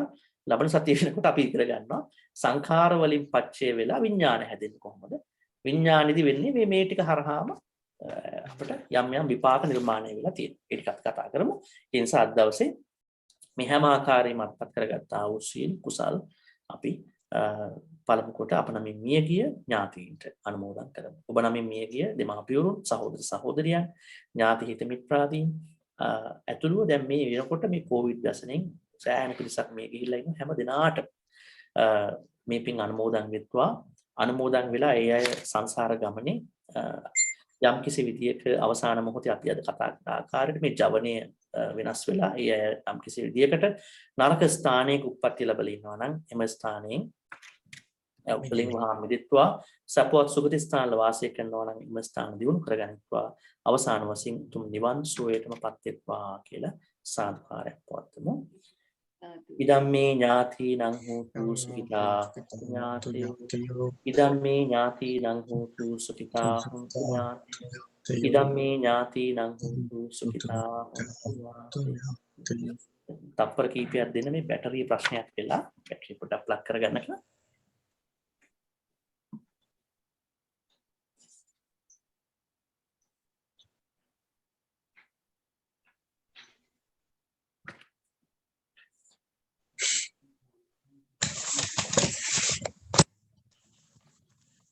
Not.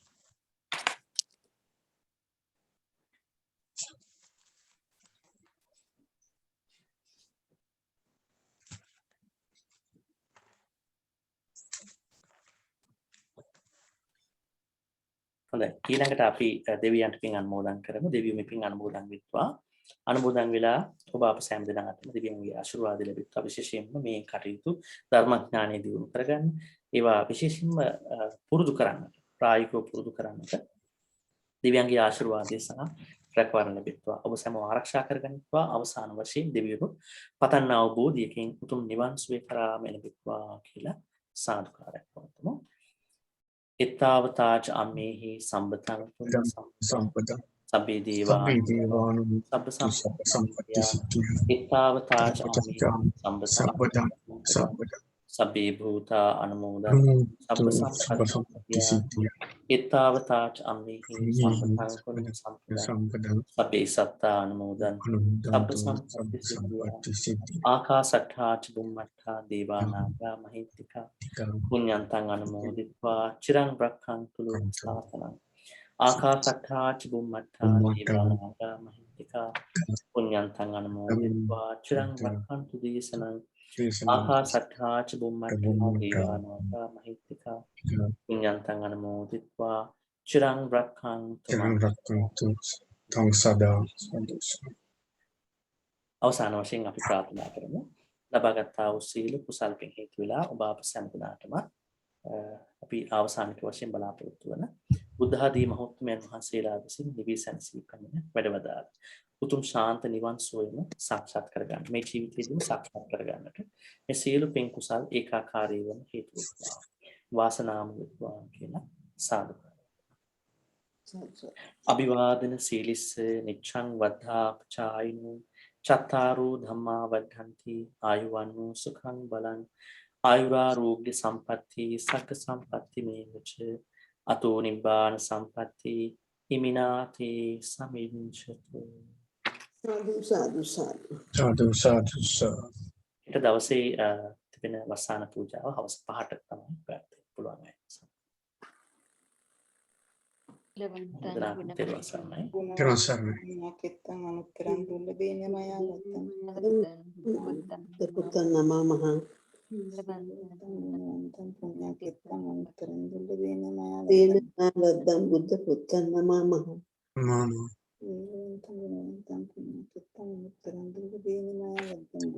බුද්ධ පුත්තං නමා මහං දරුවන් සරණයි. තෙරුවන් සරණයි. ගුනිලා මහත්මියගේ උපන්දිනය අපි කියලා ඊයේ අපි ඔබතුමීටත් ආශිර්වාද මම දැක්කේ නෑ හරියට. ඔබතුමීට ආශිර්වාද කරනවා මේ Galaxy Tab කියන එකකින් ඉන්න මහත්මිය. කවුද ධර්මඥානෙ වර්ධනය වේවා. සීල ආශිර්වාදයෙන් ලැබෙන්න කියලා ප්‍රාර්ථනා කරනවා. කාකේද උපන්දිනය පන්ති ස්වාමීන් වහන්සේ? මේ මෙතන ඉන්නවා. මේ ඔක්කොම කට්ටිය ඔටාවා කට්ටියද? මෙතන ඉන්නවා එඩ්මන්ටන් කවුද? බන්දුල ශිරාන් ඔබතුමා. ඒගොල්ලෝ දැක්කේ නෑනේ මම. මගේ යාළුවෝ. අපි ඉන්නවා මිස ඉන්නවා බන්දුල ශිරානි පින්තූර නම් පෙවුන්නේ නෑ. ඉතින් ඒකින්ද මං හිතුවේ තව එක්කෙනෙක් ඉන්නවා කියලා ටොරන්ටෝ වල ඉන්නවනේ. නෑ නිව් ෆවුන්ඩ් වල බන්දුල ශිරානි කෙනෙක්. මං හිතුවා ඒගොල්ලෝ දන්නේ නෑ කියලා. හොඳයි එහෙනම් අපි ලබන සතියේ හමුවෙමු. ඒ වරුපද ඉස්සෙල්ලා. තෙරුවන් සරණයි ස්වාමීන් වහන්සේ තෙරුවන් සරණයි ස්වාමීන් වහන්සේ. Vamos a